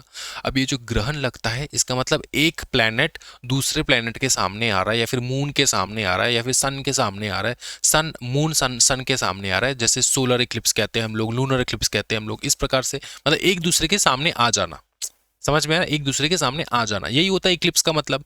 यहीं पर भी ये कहा जा रहा है कि एक काम करो, जितना इनकंसिस्टेंट है ना दोस्तों, जितना इनकंसिस्टेंट है, मतलब ये वाला इनकंसिस्टेंट है ना, तो इसके सामने, इस लॉ के सामने तुम ये वाला लॉ लेकर यहाँ पे रख दो, ठीक है, फंडामेंटल का लॉ जो है वो तुम मानो, ठीक है, ये जो तुम्हारा लॉ है ना, फंडामेंट मतलब कॉन्स्टिट्यूशन का लॉ है, इसको लेकर यहाँ पे बिठा दो, इसकी मुंह के सामने बिठा दो, सो दैट ये पीछे जो है ये ना दिखे, इसको स्ट्राइक ऑफ वाइक ऑफ करने की कोई आवश्यकता नहीं है। तुम एक काम करो, इसके सामने लेकर रख दो, इक्लिप्स करवा दो, ठीक है। जब तुम इक्लिप्स करवा दोगे तो पुराने मतलब जो लॉ में, नॉर्मल लॉ में जो लिखा है वो दिखेगा नहीं, हमको फंडामेंटल वाला ही दिखेगा, ठीक है। अब इक्लिप्स करने का सर ये क्या सेंस बनता है सर, कट करने देने से तो हो जाता ना। तो इक्लिप्स करने का बात ये होता है कि देखो इक्लिप्स का क्यों है, कितना ब्यूटीफुल प्रोविजन है, सुनो। देखो चंद्र ग्रहण या फिर तुम्हारा सोलर इक्लिप्स, लूनर इक्लिप्स जो है, ये क्या डे एंड नाइट रहता है क्या, ये हमेशा रहता है क्या, एक बार होने के बाद क्या नहीं वो चला नहीं जाता, होता है ना सर। 3 घंटे 4 घंटे के लिए, 5 घंटे के लिए, 6 घंटे के लिए, कितने ना कितने घंटे के लिए होगा इक्लिप्स, उसके बाद तो वो नॉर्मल हो जाएगा ना सर, नॉर्मल होगा कि नहीं, नॉर्मल होगा ना। तो यही बताया जा रहा है कि सुनो, इक्लिप्स में क्या कहता है, इक्लिप्स में कहा जाता है कि तुमने इसको उठा के यहां पे बिठा दिया जहां पे इनकंसिस्टेंसी था। अब सुनो, फ्यूचर में कभी भी अगर ये फंडामेंटल राइट चेंज हो जाए, फंडामेंटल राइट इसको हम लोग हटा दे, रिमूव कर दे, चेंज कर दे, क्या फंडामेंटल राइट हम लोग चेंज नहीं करते, करते हैं। जैसे हम लोग ने राइट टू प्रॉपर्टी को किया है, पहले क्या था, राइट टू प्रॉपर्टी मतलब गवर्नमेंट देता था प्रॉपर्टी, है ना। जब तुम फंडामेंटल राइट पढ़ते हो, जब तुम फंडामेंटल राइट पढ़ते हो, यहाँ पे कहा गया, कहाँ गया दोस्तों, देखो दिखा देता हूं, कोई टेंशन वाली बात नहीं है दोस्तों। ये देखो आर्टिकल 31 कहाँ है, यहाँ पे आर्टिकल 31 क्यों नहीं दिखता तुम्हारा, यहाँ पे आर्टिकल 29 से लेकर 30 तक चला जाता है, उसके बाद 31 कहाँ गया, सीधा 32। 31 क्या था बताए, 31 था राइट टू प्रॉपर्टी का, इसका मतलब ये कि गवर्नमेंट तुमको प्रॉपर्टी देगा। ये फंड ये क्यों रिमूव किया गया, क्योंकि ये पार्टीशन के टाइम पे इंपॉर्टेंट था। पार्टीशन के टाइम पे क्यों इंपॉर्टेंट था, क्योंकि जो पाकिस्तान से लोग भाग भाग के आ रहे थे इंडिया में, जो पाकिस्तान से लोग भाग भाग के आ रहे थे इंडिया में, वो किस भरोसे आए, उनको तो प्रॉपर्टी चाहिए होगा ना। तो उनको प्रॉपर्टी देने के लिए हम लोगों ने फंडामेंटल राइट में घुसा दिया है, right to fund, right to property, ठीक है। लेकिन जब बहुत टाइम बीत चुका है, अब जब इंडिया प्रोग्रेस कर चुका है, उसके बाद सोचा कि भैया राइट टू प्रॉपर्टी दे के क्या फायदा, राइट टू प्रॉपर्टी देगा तो गवर्नमेंट का सारा जो प्रॉपर्टी है, पॉपुलेशन इंक्रीज होता रहेगा, सारा प्रॉपर्टी और इंडिया का सारा प्रॉपर्टी जो है वो ले लेगा, कौन ले लेगा, नॉर्मल इंसान, ठीक है, विदाउट कोई मेहनत ना किए हुए उनको प्रॉपर्टी मिल जाएंगे। तो after a certain period of time जो है ना वो अपसर्ड हो चुका था, वो जो है वो एब्सर्ड हो चुका था, वो प्रॉपर्टी देना जो है वो कोई सेंस नहीं बनता था, है कि नहीं, कोई सेंस नहीं बनता था। इसलिए गवर्नमेंट ने क्या किया, बोला कि इसको हटा दो, तो इसको हटाया गया। 31 जो है, 31 तुमको नहीं दिखेगा। तो यही बात है कि इक्लिप्स कहता है कि बाई चांस अगर फ्यूचर में किसी भी कारणवश फ्यूचर में अगर तुम्हारा फंडामेंटल राइट हट जाए, तो इसको इरेज करने के समय, इसको हटाने के बाद जो पीछे नॉर्मल लॉ था वो तो जिंदा रहेगा ना, इसको फिर से अलाइव कर दो, नॉर्मल लॉ को जिंदा कर दो, क्योंकि ये इनकंसिस्टेंट तो होगा नहीं फिर, क्योंकि फंडामेंटल राइट को हम लोगों ने हटा दिया है। फंडामेंटल राइट को हटा दिया मतलब अब जो नॉर्मल लॉ था पहले वो तो इनकंसिस्टेंट होगा नहीं, नॉर्मल लॉ रहेगा, है ना। तो इससे क्या होता है कि नॉर्मल लॉ जो है ना वो मरता नहीं है कभी, ठीक, समझ में आ रहा है ना दोस्तों, इस चीज को समझ में आ रहा है। अब देखो इसको क्या हम लोग पढ़ेंगे यहाँ से, नॉर्मल क्लास में ना बेटा मैं स्पून फीड कर देता हूँ तुमको। स्पून फीड का मतलब पता है तुमको, स्पून फीड का मतलब होता है चम्मच से पिला देना, ठीक। देखो इस यहाँ पे थोड़ा मैंने ज्यादा टाइम लिया क्योंकि यही एक डिफिकल्ट टॉपिक है, इसके बाद कोई टॉपिक डिफिकल्ट नहीं है, एकदम इजी, एक एक लाइन में खत्म हो जाएगा, ठीक। अब इधर देख फटाफट, इक्लिप्स क्या कहता है, अच्छा पहले सेवरेबिलिटी देखते हैं। सेवरेबिलिटी क्या कहता है, सेवरेबिलिटी देख, इसको अच्छे से देख, सेवरेबिलिटी क्या कहता है। सेवरेबिलिटी कहता है कि सुनो ना भाईजान, सुनो, if the offending part of law can be separated without destroying the law core purpose, only that part is void। मतलब इसको सेपरेट कर दो, जितना ऑफेंड हो रहा है पार्ट इसको तुम सेपरेट कर दो, ठीक है। Only that part is void मतलब उतना ही पार्ट जितना इनकंसिस्टेंट है उसको वॉइड करो, उसको वॉइड मतलब कैंसिल करना, मिटा देना, उसको ही मिटाओ, ठीक है। नॉट द अंटायर लॉ, पूरा लॉ को मिटाने की कोई आवश्यकता नहीं है, ये कौन कहता है, डॉक्ट्रिन ऑफ सेवरेबिलिटी, ठीक है, समझ में आ रहा है। और अगर इनसेपरेबल हो, अगर ऐसा हो कि तुम मिटा नहीं सकते, ये जो है ये दो अलग से सेपरेटली इसको मिटा नहीं सकते, तो पूरे के पूरे लॉ को तुम मिटा दो, ठीक है, वो सेवरेबिलिटी कहता है। लेकिन पहले क्या ध्यान देना है तुमको, ध्यान ये देना है कि जितना इनकंसिस्टेंट है उतना काट दो, उतना कैंसिल कर दो। ये क्या कौन कहता है? डॉक्ट्रिन ऑफ सेवरेबिलिटी, ठीक है। और जितना कंसिस्टेंट है उतना तुम चालू रखो, कोई टेंशन वाली बात नहीं। इक्लिप्स क्या कहता है? इक्लिप्स कहते हैं काट वाटने की कोई आवश्यकता नहीं है। A pre constitutional law inconsistent with an FR becomes dormant eclipse, dormant या फिर इक्लिप्स, ठीक है, नॉट डेड। यहाँ पे हम लोग किल नहीं करते, यहाँ पे हम लोग इसको काट नहीं देते, किल नहीं करते, ठीक है, हम लोग इसको डॉर्मेट कर देते। डॉर्मेट का मतलब होता है चुपचाप बैठे रहना, कोई काम के बिना, कोई रीजन के बिना चुपचाप बैठे रहना, ठीक है, कोई काम नहीं है उसका। डॉर्मेट हो जाना, इक्लिप्स हो जाना, नॉट डेड होना, ठीक है। तो कोई भी pre constitutional law law inconsistent with an FR, ठीक है। प्री कॉन्स्टिट्यूशन मतलब कॉन्स्टिट्यूशन बनने से पहले जो भी लॉ थे, क्योंकि कॉन्स्टिट्यूशन बनने के बाद पोस्ट में तो कोई ऐसा लॉ बनेगा ही नहीं जो कॉन्स्टिट्यूशन के विरुद्ध हो, ये बनने ही नहीं देगा, ये कॉमन सेंस का चीज है। पोस्ट जो है ना, पोस्ट मैंने यहाँ पे मेंशन जरूर किया है, लेकिन एक चीज बताओ, कोई भी लॉ ऐसा बन सकता है अभी आज के डेट में जो कि कॉन्स्टिट्यूशन के विरुद्ध हो, कॉन्स्टिट्यूशन के अगेंस्ट हो?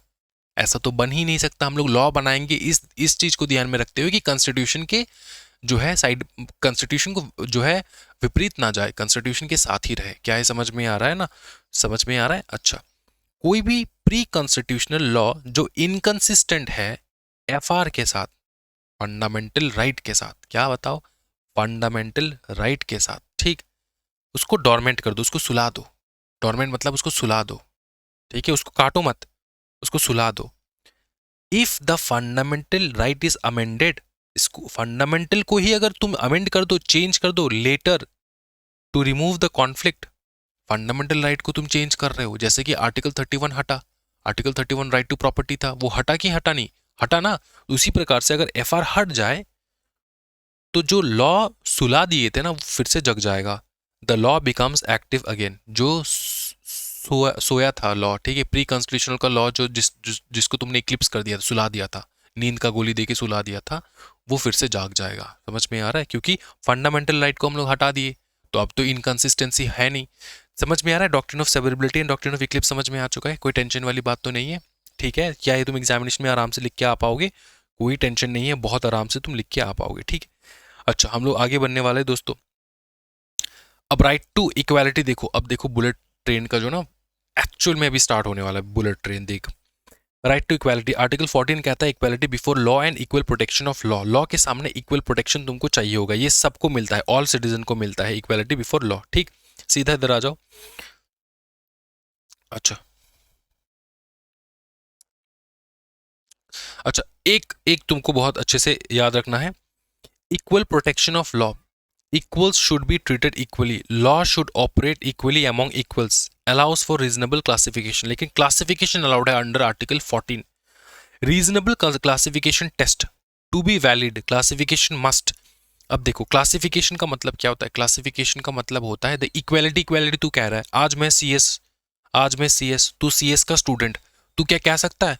शुमोन सर के सामने सीएस लगा है तो हमारे सामने भी, हमारे नाम के सामने भी सीएस लगा होगा, ये तू बोल सकता है? तेरे को तेरे को भैया एग्जामिनेशन देना होगा, तेरे को एग्जामिनेशन देके पास करना होगा, तब जाके तू ऐसा नहीं कह सकता कॉन्स्टिट्यूशन के सामने, उसके सामने डॉक्टर लगा है तो मेरे सामने भी डॉक्टर लगाओ, उसके सामने इंजीनियर लगा है उस मेरे सामने भी इंजीनियर लगाओ, उसके सामने सीए में लगा है तो मेरे सामने भी सीए में लगाओ। क्या है तुम बोल सकते हो? तुम ये नहीं बोल सकते। क्यों नहीं बोल सकते? क्यों नहीं बोल सकते दोस्तों? बोल इसलिए नहीं सकते क्योंकि वहां पे एग्जामिनेशन देना होता है, वहां पे तुमको इंटेलिजिबल डिफरेंशिया जो है वो करना होता है, इंटेलिजिबल डिफरेंशिया के बेसिस पे तुम नहीं मांग सकते। समझ में आ रहा है? इक्वालिटी नहीं मांग सकते। Be based on an intelligible differentia, a real distinction. CS अलग है, सीए अलग है, सीए में अलग है, डॉक्टर अलग है, ये सब कैटेगराइजेशन। ये जो क्लासिफिकेशन है ना, ये अलाउड है, क्लासिफिकेशन अलाउड है, लेकिन क्लास लेजिस्लेशन अलाउड नहीं है। दोनों अलग चीज होता है, तुमको बताता हूं मैं, टेंशन मत लो। देखो पहला क्या है? Reasonable classification, classification is allowed, जैसे कि सी में डॉक्टर, इंजीनियर, ये अलाउड है, ठीक है। इंटेलिजिबल डिफरेंशिया के बेसिस पे होना चाहिए, एग्जामिनेशन देके पास किए, निकाले, तब जाके तुमको वो अथॉरिटी मिलता है। The differentia must have a rational nexus, rational nexus मतलब लॉजिकल कनेक्शन होना चाहिए। भैया मैंने एग्जामिनेशन दिया, मैंने निकाला है, तो तब जाके मेरे को सीएस का अथॉरिटी मिला है और सीएस का जो है ओहदा मिला है। समझ में आ रहा है? अब तू अगर निकालेगा एग्जामिनेशन तेरे को मिलेगा सीएस का ओहदा। क्या ये समझ में आ रहा है ना? तो ये रैशनेबल नेक्सस का मतलब होता है लॉजिकल कनेक्शन होना चाहिए। मेरे को जो अलग क्लासिफिकेशन मिला है इसका तुमका लॉजिकल कनेक्शन होना चाहिए, लॉजिकल एक्सप्लेनेशन होना चाहिए इस चीज का, ठीक। उसके बाद देखो, forbids class legislation but allows reasonable classification. इस चीज को तुमको छाप देना है। अगर तुम छाप दे रहे हो एग्जामिनेशन में तो एग्जामिनर खुश हो जाएगा। क्लास लेजिस्लेशन का मतलब क्या होता है? क्लास लेजिस्लेशन का मतलब होता है भेदभाव। किस प्रकार का भेदभाव? किस प्रकार का भेदभाव बताओ? हाँ जी, किस प्रकार का भेदभाव? क्लास लेजिस्लेशन बताओ। तू अलग क्लास का, मैं अलग क्लास का, तू नीच क्लास का, मैं उच्च क्लास का। क्या ये समझ में आ रहा है ना? इस प्रकार से भेदभाव जो है वो अलाउड नहीं है। क्या ये समझ में आ रहा है दोस्तों? क्या ये समझ में आ रहा है वो दोस्तों? ठीक है, तो क्लास लेजिस्लेशन अलाउड नहीं, ऊंच नीच ये वाला चीज अलाउड नहीं है, ठीक है। जैसे हम लोग नहीं कहते मैं हूँ क्या कहते हैं इसको, ब्राह्मण समाज का, मैं हूँ क्षत्रिय समाज का, मैं हूँ ये समाज का, मैं हूँ वो समाज का। समझ में आ रहा है? ये अलाउड नहीं है, कॉन्स्टिट्यूशन अलाउड नहीं करता। और आज के डेट पे कोई भी सनातन धर्म का है वो खुद भी अलाउ नहीं करते, सब इक्वल। समझ में यार? इस प्रकार का तुम जो क्षत्रिय, फिर तुम्हारा जो ब्राह्मण का स्टेटस है, ये वगैरह जो ये अलाउड नहीं है। क्या नहीं है बताओ? अलाउड। कॉन्स्टिट्यूशन अलाउड नहीं करता। कॉन्स्टिट्यूशन क्या नहीं करता? अलाउ नहीं करता। क्या तुमको समझ में आ रहा है? क्या ये तुमको समझ में आ रहा है? लेकिन उसके एक एक्सेप्शन ये होता है कि अगर तुम्हारा SC ST है तो उसको प्रोटेक्शन के लिए उसको अलग से तुमको जो है फैसिलिटी मिलता है, वो अलग चीज़ है। लेकिन क्लास लेजिस्लेशन अलाउड नहीं है। कि ठीक समझ में आ रहा है? समझ में आ रहा है? ओके। अब देखो, एक्चुअली में जो सनातन धर्म में जो हमारा क्षत्रिय समाज है या फिर ब्राह्मण समाज है, ये डिफ्रेंसिएशन था on the basis of your work. तुम क्या काम करते हो, ठीक है, तुमने क्या परस्यू किया। जैसे कोई डॉक्टर बनता है, इंजीनियर बनता है, कोई ये बनता है, वो बनता है, ठीक। तो इस बेसिस पे तुम्हारा एक्चुअल में जो था ये तुम्हारा डिवीजन बना था कि ब्राह्मण कौन है, जो ब्राह्मण ब्राह्मण बनने के लिए जो भी तुम्हारा पढ़ाई वढ़ाई है वो करने के बाद पूरा जो है शिक्षित होने के बाद जो उनको करना है उसके लिए वो ब्राह्मण करते हैं, ठीक। और जो क्षत्रिय समाज के होते हैं, जो वॉरियर्स होते हैं, जो कि वॉर पे जाते हैं, ठीक है। अब सुनो, होता ये था कि ये जो ब्राह्मण है ये तो भैया अपने बच्चों को छोटे से ब्राह्मण वाला चीज ही सिखाएंगे। क्षत्रिय समाज का जो वॉरियर है वो छोटे से बचपन से ही अपने बच्चे को जो है वो वॉरियर क्लास का चीज सिखाएंगे, है ना। उनको फाइट करना है और उनको जो है रिलीजियस एक्टिविटीज में पार्टिसिपेट करना है ब्राह्मण को। एंड जो हमारा क्षत्रिय समाज है उनको क्या करना है, उनको फाइट। क्योंकि एक बंदा दो चीज नहीं कर सकता, क्योंकि you have to be focused in one part, तभी जाके तुम्हारा स्पेशलाइजेशन में अच्छा होगा। तो जैसे पीढ़ी दर पीढ़ी बीतता गया ना, तो फिर ऐसा नियम बन गया, बहुत एब्सर्ड नियम बन गया था कि ब्राह्मण का बेटा ही ब्राह्मण हो सकता है, क्षत्रिय का बेटा ब्राह्मण नहीं हो सकता। क्यों नहीं हो सकता? क्योंकि वो उसका बेटा नहीं है। तो ये एकदम एब्सर्ड हो गया था। समझ में आ रहा है ना? जिसको हमको मानना नहीं है। ब्राह्मण जो है वो तभी तुम बन पाते हो जब तुम्हारा उस क्वालिफिकेशन में तुम पास हुए हो, तब जाके। ये पहले था, लेकिन अब जब ब्रिटिशर्स आए उसके बाद जो भी तुम्हारा कॉलोनाइजेशन हुआ, उसके पहले भी कितने सारे लोग आए, उसके बाद हम लोग हमारे क्लासिफिकेशन को इस प्रकार से देखने लग गए जैसे वो एक प्रकार का क्लास लेजिस्लेशन हो, ठीक है। जैसे कि ब्राह्मण, क्षत्रिय, ये अलाउड नहीं है, ठीक है। जबकि ओरिजिनली ये कौन से बेसिस पे था? On the basis of your talent, कि तुम कौन से टैलेंट में हो। कि समझ में आ रहा है ना? क्या तुम्हारा टैलेंट है, उस बेसिस पे था इस चीज को, ठीक। अब सुनो एक चीज समझो, ये जो क्लास लेजिस्लेशन है ये अलाउड नहीं है, क्योंकि जैसे पीढ़ी बाय पीढ़ी चेंज हुआ, उसके बाद ऐसा एब्सर्ड हो गया था कि किसी का बेटा अगर वही उसी का बेटा बने तो उसी का बेटा होगा। जैसे राजा का बेटा राजा बनेगा, फिर ब्राह्मण का बेटा ब्राह्मण बनेगा, ये वाला आ चुका था। ये क्लास में डिवीजन हो चुका था कि हम उच्च क्लास के, तुम नीचे क्लास, ये वाला एटीट्यूड आ चुका था। इसको रोकने के लिए हमको इसको पूरा ही बैन करना पड़ा, जो कि है क्लास लेजिस्लेशन, जो कि है क्लास लेजिस्लेशन। क्या ये तुमको समझ में आ रहा है?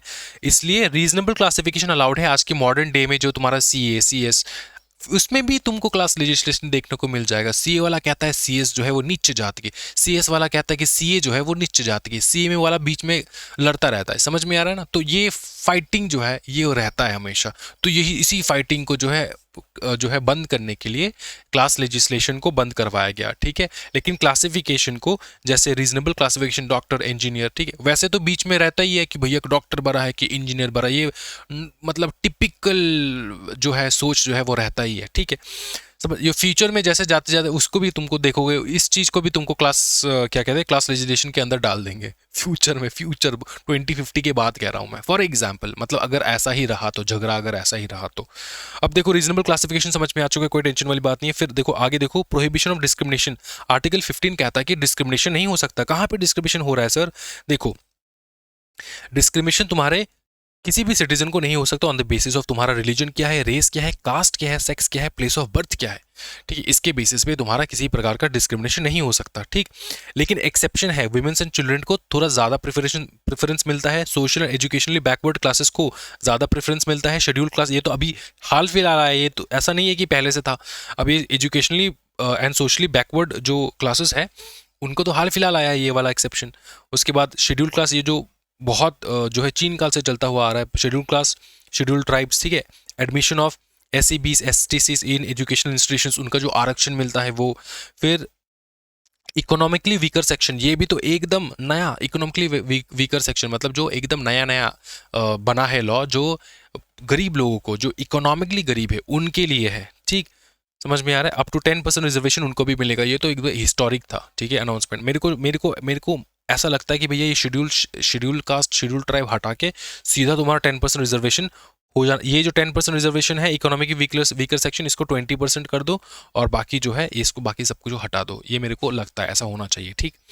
उसके बाद देखो, equality of opportunity in public employment, equality of opportunity in public employment, ये है आर्टिकल 16। आर्टिकल 16 क्या कहता है?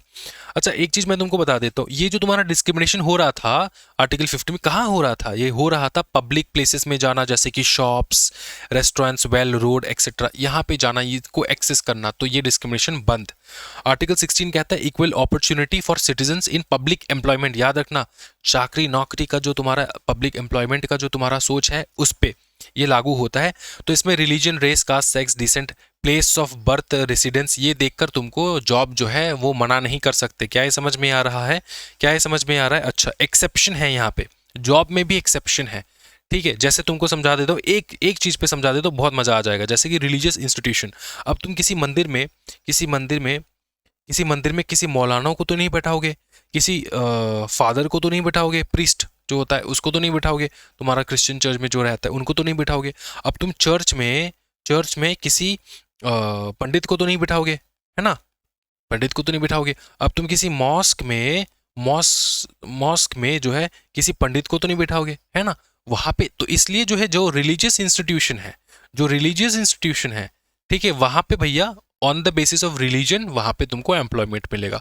अब जो तुमको क्या लगता है कि जो गवर्नमेंट कंट्रोल तुम्हारा क्या कहते हैं इसको, रिलीजियस इंस्टीट्यूशंस है ना, वहाँ पे जो लोग काम करते हैं, जैसे पंडित हो जाए, फिर तुम्हारे मौलाना हो जाए, फिर तुम्हारा क्रिश्चियनिटी का तुम्हारा फादर हो जाए, ठीक है, प्रीस्ट हो जाए, ये सारे जो है ना, ये सारे गवर्नमेंट एम्प्लॉयज है दोस्तों। इनको गवर्नमेंट महीने में 90,000, 1 लाख, 2 लाख के ऊपर सैलरी मिलता है इनको, तुमको पता नहीं है दोस्तों। समझ में? तो इस प्रकार से तुम जो है, अगर रिलीजियस इंस्टीट्यूशन है तो वहां पे रिलीजियस इंस्टीट्यूशन वाले ही काम करेंगे, दूसरे रिलीजन के नहीं आ सकते। समझ में आ रहा है ना दोस्तों? तो ये एक्सेप्शन में आ जाता है। उसी प्रकार से एक्सेप्शन में आता है prescribing residence as a qualification only by parliament, फिर रिजर्वेशन ऑफ बैकवर्ड क्लासेस, फिर प्रोमोशन ऑफ SC ST, फिर अनफिल्टर्ड रिजर्वेशन वैकेंसीज, मतलब पहले साल में जो रिजर्वेशन जो अनफिल्ड था उसको हम लोग इस साल में कैरी फॉरवर्ड कर रहे हैं, सो दैट ज़्यादा से ज़्यादा रिजर्वेशन मिल पाए, ठीक, ये वाला। उसके बाद EWS मतलब, अभी तो पढ़े हो दोस्तों, ये इकोनॉमिकली वीकर सेक्शन 10% का, ठीक, क्या ये समझ में आ चुका है? तो इसमें एक्सेप्शन मिलता है आर्टिकल 16 में, ठीक। ये जॉब का एक्सेप्शन तुमको बता दिया मैंने, और फिर मैंने तुमको आर्टिकल 15 का भी एक्सेप्शन बता दिया। अब आगे चलो, आर्टिकल 17 आता है अनटचेबिलिटी। अनटचेबिलिटी नहीं हो सकता, अनटचेबिलिटी, छुआछूत जो है वो नहीं हो सकता। आर्टिकल 18 कहता है टाइटल नहीं हो सकता। टाइटल का मतलब होता है, टाइटल का मतलब ऐसा होता है कि जैसे कि तुम पकड़ लो, जैसे राय बहादुर, ठीक है, फिर पर्सनल टाइटल जो तुम लगाते हो नाम के आगे, पीछे नहीं, आगे जो लगता है, जैसे कि नाइट, रविंद्रनाथ टैगोर को मिला था नाइट, सचिन तेंदुलकर को मिला था सर का टाइटल। ये सारा टाइटल इंडिया में अलाउड नहीं है। समझ में आ रहा है ना? हाँ जी दोस्तों, समझ में आ रहा है? ये सारा टाइटल इंडिया में अलाउड नहीं है। इंडिया में सिर्फ अलाउड है एकेडमिक टाइटल, जो कि CS CA CMA, military title जैसे कि कर्नल, फिर तुम्हारा जितने भी मिलिट्री टाइटल्स है वो सारा, ठीक। एक्सेप्शन में है मिलिट्री एंड एकेडमिक डिस्टिंक्शंस, उसके अलावा तुमको किसी प्रकार का टाइटल जो है जो फॉरेन स्टेट से तुमको मिला है वो तुमको हम लोग नहीं दे सकते, ठीक है। फॉरेन स्टेट ने सचिन तेंदुलकर को सर का टाइटल दिया था, लेकिन वो सर का टाइटल के सर सचिन तेंदुलकर ये तुम यूज करते हो, नहीं, अलाउड ही नहीं है ये। समझ में आ रहा है? वो एक सर जो हम लोग नॉर्मल टीचर को सर कहते हैं वो अलग है, और एक जो सर होता है वो अलग होता है, वो एकदम औदा वाला सर होता है। समझ में आ रहा है? वो अलाउड नहीं है इंडिया में, ठीक। तो टाइटल्स अबॉलिश्ड है, वो अलाउड नहीं है। फिर राइट टू फ्रीडम, फ्रीडम में भैया सीधा इधर आ जाओ, फ्रीडम में आ जाओ। 6 प्रकार के फ्रीडम तुमको देखने को मिलेगा। सबसे पहले तुमको फ्रीडम याद दिलाने के लिए मैं तुमको एकदम बढ़िया सा एक चीज याद दिलाता हूँ। देखो, freedom of speech and expression के बारे में हम लोग बात करें, क्या बताओ? Freedom of speech and expression के बारे में हम लोग बात कर रहे हैं, फ्रीडम ऑफ असेंबली के बारे में बात करें, एसोसिएशन के बारे में बात करें, मूवमेंट के बारे में बात करें, रेसिडेंस के बारे में बात करें, प्रोफेशन ऑक्यूपेशन के बारे में बात करें। तो 6 फ्रीडम है। 6 फ्रीडम तुमको याद कैसे रखना है? शुमोन सर ने लेक मॉल में सबको बुलाया। किनको बुलाया? सारे स्टूडेंट्स को बुलाया। क्यों बुलाया? क्योंकि उनको भाषण देना था। फ्रीडम ऑफ स्पीच, भाषण देना था। क्या? फ्रीडम ऑफ स्पीच हो गया, फ्रीडम ऑफ स्पीच हो गया। अब सुनो, फ्रीडम ऑफ असेंबली, अब सबको एक साथ मैंने बुलाया, मेरे को भाषण देना था। फ्रीडम ऑफ स्पीच, मैं कहाँ गया? लेक मॉल चला गया मैं, लेक मॉल। मेरे को ऑडियंस तो चाहिए, तो मैंने सारे स्टूडेंट्स को बुलाया। तो फ्रीडम ऑफ असेंबली क्या हो गया? फ्रीडम ऑफ असेंबली हो गया, ठीक है। अच्छा, असेंबली जो विदाउट आर्म्स होना चाहिए, इस बात को याद रखना, बंदूक बंदूक लेकर मत आ जाना, ठीक। नॉर्मल आना, पीसफुली असेंबली हो सकता है, ठीक। अब जब लेक मॉल में मैं भाषण दे रहा था, सारे स्टूडेंट्स थे, उनमें से एक स्टूडेंट कहा कि सर हम लोग का अपना एसोसिएशन बनाना चाहिए, CS एग्जाम स्कोर एसोसिएशन ऐसा बनाना चाहिए। तो मैंने कहा कि बहुत बढ़िया बात है, क्या ये बना सकते हैं? हाँ जी, आर्टिकल 19 कहता है, हाँ जी बना सकते हो। फ्रीडम ऑफ असेंबली हो गया। उसके बाद फ्रीडम ऑफ एसोसिएशन, अपना एसोसिएशन बनाओ। एसोसिएशन जैसे कि यूनियंस, कोऑपरेटिव सोसाइटीज, एसोसिएशंस, अलग अलग प्रकार के तुम बना सकते हो। एसोसिएशन बन सकता है, हाँ, आंसर है यस। अब एसोसिएशन बना लिया, अब मैंने स्टूडेंट से पूछा कि एसोसिएशन तो बना लिया, अब क्या करें सर? स्टूडेंट ने कहा कि सर इस अपना एसोसिएशन जो है CS एग्जाम्स को, इसका प्रचार करते हैं, पूरा का पूरा इंडिया में प्रचार करते हैं। तो इसके लिए हमको क्या करना होगा? Movement, move freely through out India. India में पूरा फ्रीली हम लोग मूव करेंगे, प्रचार करेंगे हमारे किसका? एसोसिएशन का। हो गया। प्रचार करने के टाइम पे मेरे को क्या, हम लोग चले गए कश्मीर, ठीक है। मैं चला गया कश्मीर और मेरे स्टूडेंट्स के साथ मैं चला गया कश्मीर। कश्मीर को एक सुंदर कन्या मेरे को दिख गया कश्मीर में, ठीक है। और मैंने सोचा कि उनसे मेरे को शादी करना है, मेरे को शादी करना है। तो मेरे को क्या करना है? शादी करना है। तो क्या मैं शादी करके वहीं पे रिसाइड कर सकता हूँ? आंसर है yes. Residence, freedom of residence, reside and settle in any part of India.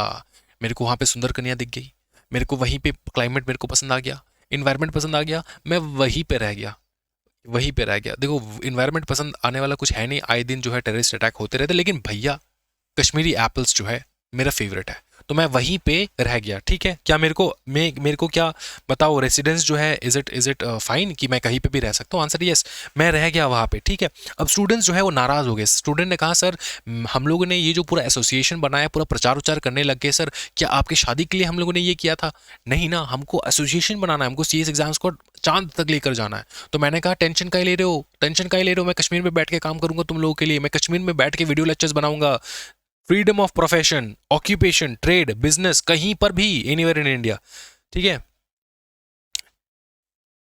समझ में? Freedom of profession, occupation, trade और बिजनेस एनीवेयर इंडिया, मैं कहीं पर भी, इंडिया में कहीं पर भी बैठ के, सो के, लेट के, कहीं पर भी मैं अपना प्रोफेशन जो है वो कंटिन्यू कर सकता हूँ। इसके ऊपर किसी प्रकार का रिस्ट्रिक्शन नहीं है दोस्तों। क्या है, समझ में आ रहा है तुमको? ये समझ में आ चुका है, ठीक है। तो ये पूरा तुम याद रख पाओगे? कैसे याद कर रख पाओगे? 6 वाला फ्रीडम तुमको याद रखना है। शुमोन सर जो है उनको बात करना था, वो चले गए lake mall, right to freedom of speech. उसके बाद उसको ऑडियंस चाहिए था, सारे स्टूडेंट्स को बुला लिए, राइट फ्रीडम ऑफ असेंबली। लेकिन सर ने बोला स्पेसिफिकली कि कट्टा वट्टा मत लेकर आ जाना, बंदूक बंदूक मत लेकर आ जाना, ठीक है। उसके बाद एक स्टूडेंट बोला वहां से कि सर अपना एसोसिएशन बनाते हैं, तो शुमोन सर ने एसोसिएशन बना लिया। उसके बाद स्टूडेंट ने कहा कि सर एसोसिएशन तो बना लिया, अब क्या करें? मैंने कहा, शुमोन सर ने कहा चलो मूवमेंट करते हैं, पूरा इंडिया में प्रचार करते हैं, प्रचार करते करते हम पहुंच गए कश्मीर। जैसे कश्मीर पहुंच गए तो वहां पे मेरे को एक सुंदर कन्या दिख गई और मेरे को कश्मीरी एप्पल पसंद है, इसलिए मैं वहीं पे रह गया। ठीक है, तो मैं रिसाइड कर सकता हूँ anywhere India, freedom of residence in any part of India. उसके बाद freedom of profession occupation. Students गुस्सा हो गए, कहे कि सर आप वीडियो लेक्चर्स बंद कर दोगे। मैंने कहा नहीं भाई, वाईफाई कनेक्शन लगा के यहीं से कश्मीर से बैठ के मैं तुम्हारे साथ कम्युनिकेट करूंगा। तो freedom of profession occupation trade business anywhere any part of India. क्या ये समझ में आ रहा है? बहुत ज्यादा बवाल हो रहा है सर, आगे बढ़ो। उसके बाद आता है, देखो दोस्तों, article 20 protection in respect of conviction of offences. अगर तुमको पकड़ लिया गया, ठीक है, तुमने कोई ऑफेंस किया होगा, ठीक है, तुमको पकड़ लिया गया, तो तुम्हारे पास तीन प्रकार के राइट होते हैं दोस्तों। पहला आता है protection against x post facto loss, दूसरा होता है प्रोटेक्शन अगेंस्ट डबल जियोपार्डी, फिर आता है प्रोटेक्शन अगेंस्ट सेल्फ इंक्रिमिनेशन। पहला वाला देखो, एक्स पोस्ट फैक्टो लॉस का मतलब ये होता है, एक्स पोस्ट फैक्टो लॉस का मतलब ये होता है, देखो देखो एक्स पोस्ट फैक्टो लॉस, इसका मतलब ये होता है कि कोई भी इंसान, ठीक है, कोई भी इंसान ने अगर किसी भी प्रकार का क्या किया, ऑफेंस किया, जो जिस जिस टाइम पे उसने किया होगा, पकड़ लो 2002 2001 में किया होगा, 2001 में अगर कोई ऐसा लॉ था ही नहीं और इसको ऑफेंस हम लोग मानते ही नहीं थे, जैसे spitting on the road side. अब तुम देखोगे कि बहुत सारी जगह पे लॉ जो है बन चुका है कि रोड साइड पे ऐसे बैनर वैनर लगा देते, स्टिकर वगैरह लगा देते, you can not spit here, fine लगेगा 500 रुपए। ये पहले तो था नहीं, अभी है। ठीक है, तो जिस टाइम पे तुमने स्पिट किया होगा उस टाइम पे वो ऑफेंस था ही नहीं, क्योंकि वहां पे लॉ था ही नहीं उस चीज का। तो किसी भी इंसान को जिसने प्रीवियसली कोई भी काम किया होगा, इसको तुम फ्यूचर में लॉ बना के पनिश नहीं कर सकते। क्या ये समझ में आ रहा है? No conviction except for violation of law in force at that time. उस टाइम पे जो लॉ था वो अगर मैंने वायोलेट किया तभी तुम जाके मेरे को क्या कर सकते हो, पनिश कर सकते हो। No penalty greater than what was applicable then, उतना ही पेनल्टी लगाओगे जो पहले था। ठीक है, अब नया लॉ बना लिए, नया पेनल्टी लगा लिए, मेरे ऊपर नया क्यों? क्योंकि मेरा काम तो पुराना है, मैंने ऑफेंस पुराना किया, तो मेरे ऊपर नए लॉ नहीं लागू होंगे। ठीक, applies only to criminal substantive law not procedure law के ऊपर अप्लाई नहीं होता। लेकिन प्रोसीजर लॉ के ऊपर अप्लाई क्यों नहीं होता? क्योंकि प्रोसीजर लॉ में जो है वो प्रोसीड होता है, चीज़ें जो है हम लोग डिस्कवर करते हैं, हम लोग इन्वेस्टिगेशन करते हैं, वो प्रोसीजर, जैसे क्रिमिनल प्रोसीजर लॉ। ठीक है, समझ में आ रहा है ना? तो वो सारा BNS। ठीक है, तो अब क्रिमिनल जो लॉ है, जहां पे एकदम नियम बनाए, जैसे कि पनिशमेंट वगैरह, पेनल कोड, ठीक है, पेनल कोड। अभी जो पेनल कोड है उसमें जो है उतना ही, मैंने 2001 में कोई क्राइम किया होगा, 2025 में उस क्राइम का पनिशमेंट बढ़ गया, मैं फिर भी जेल में ही हूं, तो क्या मेरे को 2025 का पनिशमेंट मिलेगा या फिर 2001 का मिलेगा? 2001 का ना। तो वही बात है, protection against x post facto loss. उसके बाद डबल जियो पार्टी, किसी भी एक क्राइम के लिए मेरे को 2 बार सजा नहीं हो सकता। क्या बताओ? किसी भी एक क्राइम के लिए मेरे को 2 बार सजा नहीं हो सकता। No person shall be prosecuted and punish for the same offence more than once. फिर आता है protection against self incrimination. Self incrimination का मतलब होता है अपने खिलाफ गवाही नहीं दे सकता, मैं अपने ही खिलाफ गवाही नहीं दे सकता। No person accused of an offence shall be compelled to be witness against himself. अपने ही खिलाफ मैं अपना ही विटनेस बन जाऊं, मैं अपने खिलाफ ही गवाही दे दूं, ये पॉसिबल नहीं हो सकता। फिर आता है protection of life and personal liberty, article 21। क्या कहता है आर्टिकल 21 कहता है कि देखो देखो कि no person shall be deprived of his life and personal liberty except according to the procedure of law established by law। इसका मतलब ये है कि लाइफ एंड पर्सनल लिबर्टी का मतलब क्या होता है? लिबर्टी का मतलब होता है तुम जो ये झूम रहे हो, खा रहे हो, पी रहे हो, इधर जा रहे हो, उधर जा रहे हो, जो भी तुम कर रहे हो, कोई तुमको दखल अंदाजी दे रहा है तुम्हारे पेरेंट्स के अलावा? पेरेंट्स का हक है, लेकिन बाहर के इंसान कोई दखल अंदाजी देगा? नहीं करेगा। क्यों नहीं करेगा? यही तुमको प्रोटेक्ट करता है आर्टिकल 21। इसलिए कोई दूसरा इंसान तुम्हारे मैटर में घुसता नहीं है। क्यों नहीं घुसता? 21 अलाउ नहीं करता। 21 कहता है कि किसी दूसरे के मैटर में घुसो मत। ठीक है, no person shall be deprived of his life और पर्सनल लिबर्टी। पर्सनल लिबर्टी मतलब समझ में आ रहा है ना? पर्सनली तुम जो भी काम करो, कोई दूसरे का मैटर नहीं है, कोई दूसरा नहीं घुस, except according to the procedure of law. ये एक्सेप्शन क्या है मैं तुमको बताता हूँ, सुनो। प्रोसीजर ऑफ लॉ एक्सेप्शन में क्या आता है कि अगर मेरे को अगर पकड़ ले, अगर पुलिस वाले को लगा कि तू जो है ना कुछ क्राइम कर सकता है, या फिर तू रेगुलर ऑफेंडर है, या फिर तू इंसान ही सही नहीं है, तू कुछ ना कुछ ऑफेंस करता रहता है, तू तेरा नेचर ही ऐसा है, या फिर कोर्ट को ऐसा लग गया, कोर्ट ने जजमेंट पास कर दिया, बोला कि इसके ऊपर निगरानी रखो, तो तुम्हारे ऊपर कोर्ट के ऑर्डर के हिसाब से तुम्हारे ऊपर निगरानी रखा जा सकता है। क्या तुमको ये समझ में आ रहा है? हाँ जी, ठीक है, चलो ये समझ में आ चुका, कोई टेंशन वाली बात नहीं है। अच्छा, देखो, 21 में क्या कहता है कि life and personal liberty except according to the procedure of law established by law. इसका मतलब ये है कि लाइफ एंड पर्सनल लिबर्टी मतलब समझ में आ रहा है ना? पर्सनली तुम जो भी काम करो, कोई दूसरे का मैटर नहीं है, कोई दूसरा नहीं घुस, except according to the procedure of law. ये समझ में आ चुका, कोई टेंशन वाली बात नहीं है। अच्छा, इसमें क्या क्या इंक्लूड हो जाता है? ह्यूमन डिग्निटी से रहना, right to livelihood, right to clean environment, right to privacy, बहुत important, right to shelter, right to health, right to speedy trial, right to free legal aid. तो ये सारा तुमको मिलता है, ठीक है, personal liberty and protection of life के अंदर में। अच्छा, प्रोसीजर एस्टैब्लिश बाय लॉ का मतलब तुमको पता है, must be fair, just and reasonable, not arbitrary और oppressive. It incorporates principles of natural justice. तुम्हारे ऊपर नजर इसलिए रख दिया जा रहा है क्योंकि ये फेयर हो, क्योंकि कोर्ट को ऐसा लगता है कि तुमने ऐसा किया है, तुम रेगुलर ऑफेंडर हो, तो कोर्ट तुम्हारे ऊपर नजर रख सकते हैं, कोई टेंशन वाली बात नहीं है। फिर आता है आर्टिकल 21 है, वो है right to education. Right to education, ठीक, right to education 6 to 14 years तक राइट टू एजुकेशन गवर्नमेंट से, गवर्नमेंट स्कूल में करवा लो तुम अपना education. Article 22 protection against arrest and detention. Arrest and detention का तुम्हारा कुछ राइट होता है। देखो, कल अगर पुलिस ने तुमको पकड़ के लेकर चले गए, इसका मतलब ये नहीं कि तुम गुनहगार हो सकता है कि तुमको फ्रेम किया जा रहा हो, तो तुम्हारे पास कुछ अधिकार होना चाहिए। पहला अधिकार ये है कि तुमको पता होना चाहिए, तुमको इन्फॉर्म्ड होना चाहिए कि तुम्हारा गलती क्या है, what is the ground of the arrest, तुमको अरेस्ट क्यों किया जा रहा है, ठीक है, पुलिस ऑफिसर तुमको बताएंगे, ऐसा नहीं कि तुमको खींच के लेकर चले जाएंगे, ऐसा नहीं हो सकता। दूसरा, right to consult and be defended by legal practitioner. तुम अपने मन का लीगल प्रैक्टिशनर जो है उसको चूज कर सकते हो। फिर आता है, मतलब तुम अपना लॉयर जो है खुद चूज कर सकते हो। उसके बाद आता है, produce before the nearest magistrate with in 24 hours excluding the journey time. इसका मतलब ये है कि जैसे तुम जेल के अंदर पहुंच गए, जैसे तुम जेल के अंदर पहुंच गए, एक बार तुम जेल के अंदर पहुंच गए, वहां से 24 आवर्स के अंदर अंदर तुमको मैजिस्ट्रेट के सामने लेकर जाना है। ऐसा नहीं हो सकता कि 3 दिन जेल में रख दिए, 4 दिन जेल में रख दिए, 5 दिन जेल में रख दिए, ऐसा पॉसिबल नहीं है। 24 आवर्स के अंदर अंदर तुमको मैजिस्ट्रेट के सामने लेकर जाना ही होता है, ये तुम्हारा राइट होता है, अधिकार होता है। पकड़ ले संडे गिर गया, मैजिस्ट्रेट तो बैठेगा नहीं, तो तेरे को 2 दिन जेल में रखना ही होगा। सैटरडे को तेरे को अरेस्ट करेंगे, संडे को तेरा पेशी नहीं हो पाएगा, मंडे को तेरे को। ये एक पॉसिबिलिटी है। दूसरा पॉसिबिलिटी ये है कि तेरे को स्पेन से पकड़ के लेकर आ रहे हैं, तो स्पेन से लेकर इंडिया में आते आते जो टाइम बीता, 3-4 दिन बीत गया फॉर एग्जाम्पल, ठीक है, तो उसके बाद इमीडिएटली तेरे को जज के सामने, मतलब प्लेन में तो जज नहीं लेकर आ सकते, प्लेन में तो मजिस्ट्रेट को नहीं लेकर आ सकते कि 24 आवर्स, क्योंकि स्पेन में तेरे को पकड़ा।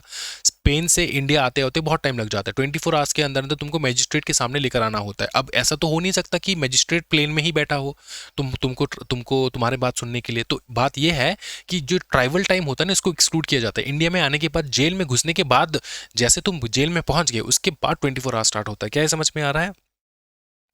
देखो, right to not to be detained beyond 24 hours without magistrate authority. Magistrate ने अगर बोला कि हाँ डिटेन करो 24 आवर्स से ज़्यादा, तो ठीक है। अगर इससे मैजिस्ट्रेट का कोई भी किसी प्रकार का ऑथोरिटी नहीं हो, तो 24 आवर्स जो है, 24 आवर्स से ज़्यादा तुमको डिटेन नहीं कर सकते। क्या तुमको समझ में आ रहा है?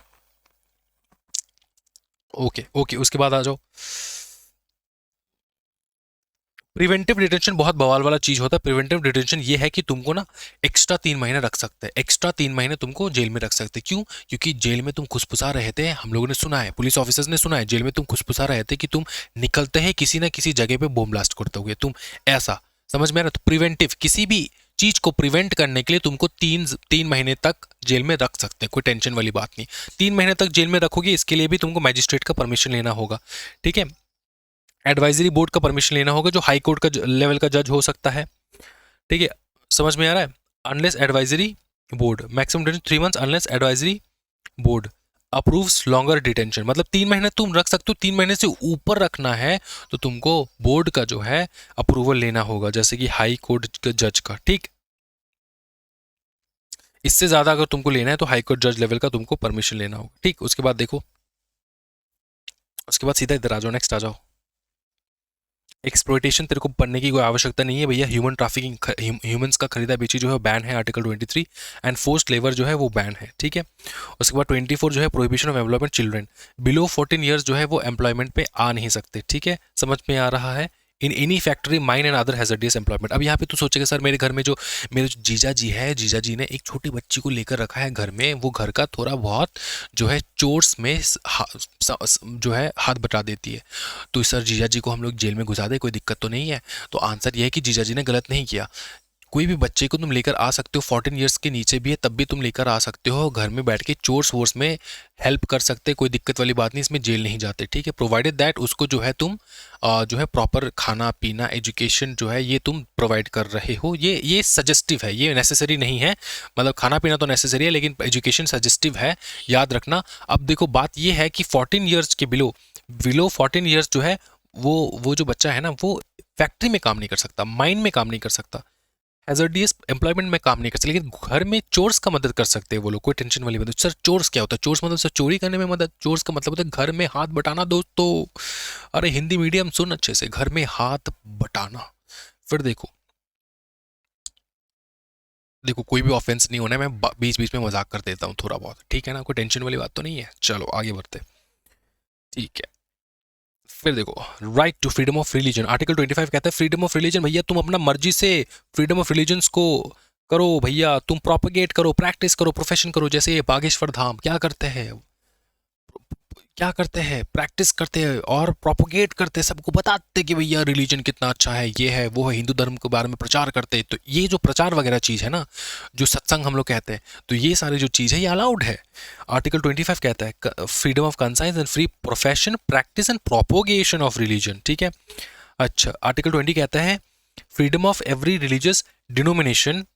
अच्छा कोई भी रिलीजियस डिनोमिनेशन का हो जाए, चाहे क्रिश्चियनिटी, चाहे जुडिज्म, चाहे हिंदुइज्म, चाहे हमारा क्या क्या है इसको, अ, इस्लाम, ठीक है। तो उनको जो भी है, उनका खुद का जो भी रिलीजन है ना, उन रिलीजन डिनोमिनेशंस को अलाउड है क्या करना, अपना खुद का इंस्टीट्यूशन बनाना, मंदिर मस्जिद चर्च ये वाला, ठीक है। उनके अफेयर्स को अपने बीच में ही उसको रेगुलेट करना, मैनेज करना, ठीक है। Manage its own affairs in the matters of religion. खरीदना, अक्वायर करना प्रॉपर्टी, वो लोग खरीद भी सकते हैं, अक्वायर कर सकते हैं प्रॉपर्टी, क्योंकि मंदिर कहाँ पे बनाते हो, जमीन पे, प्रॉपर्टी खरीद के ना। उसके बाद देखो administer property according to law, law के हिसाब से प्रॉपर्टी को एडमिनिस्टर कर।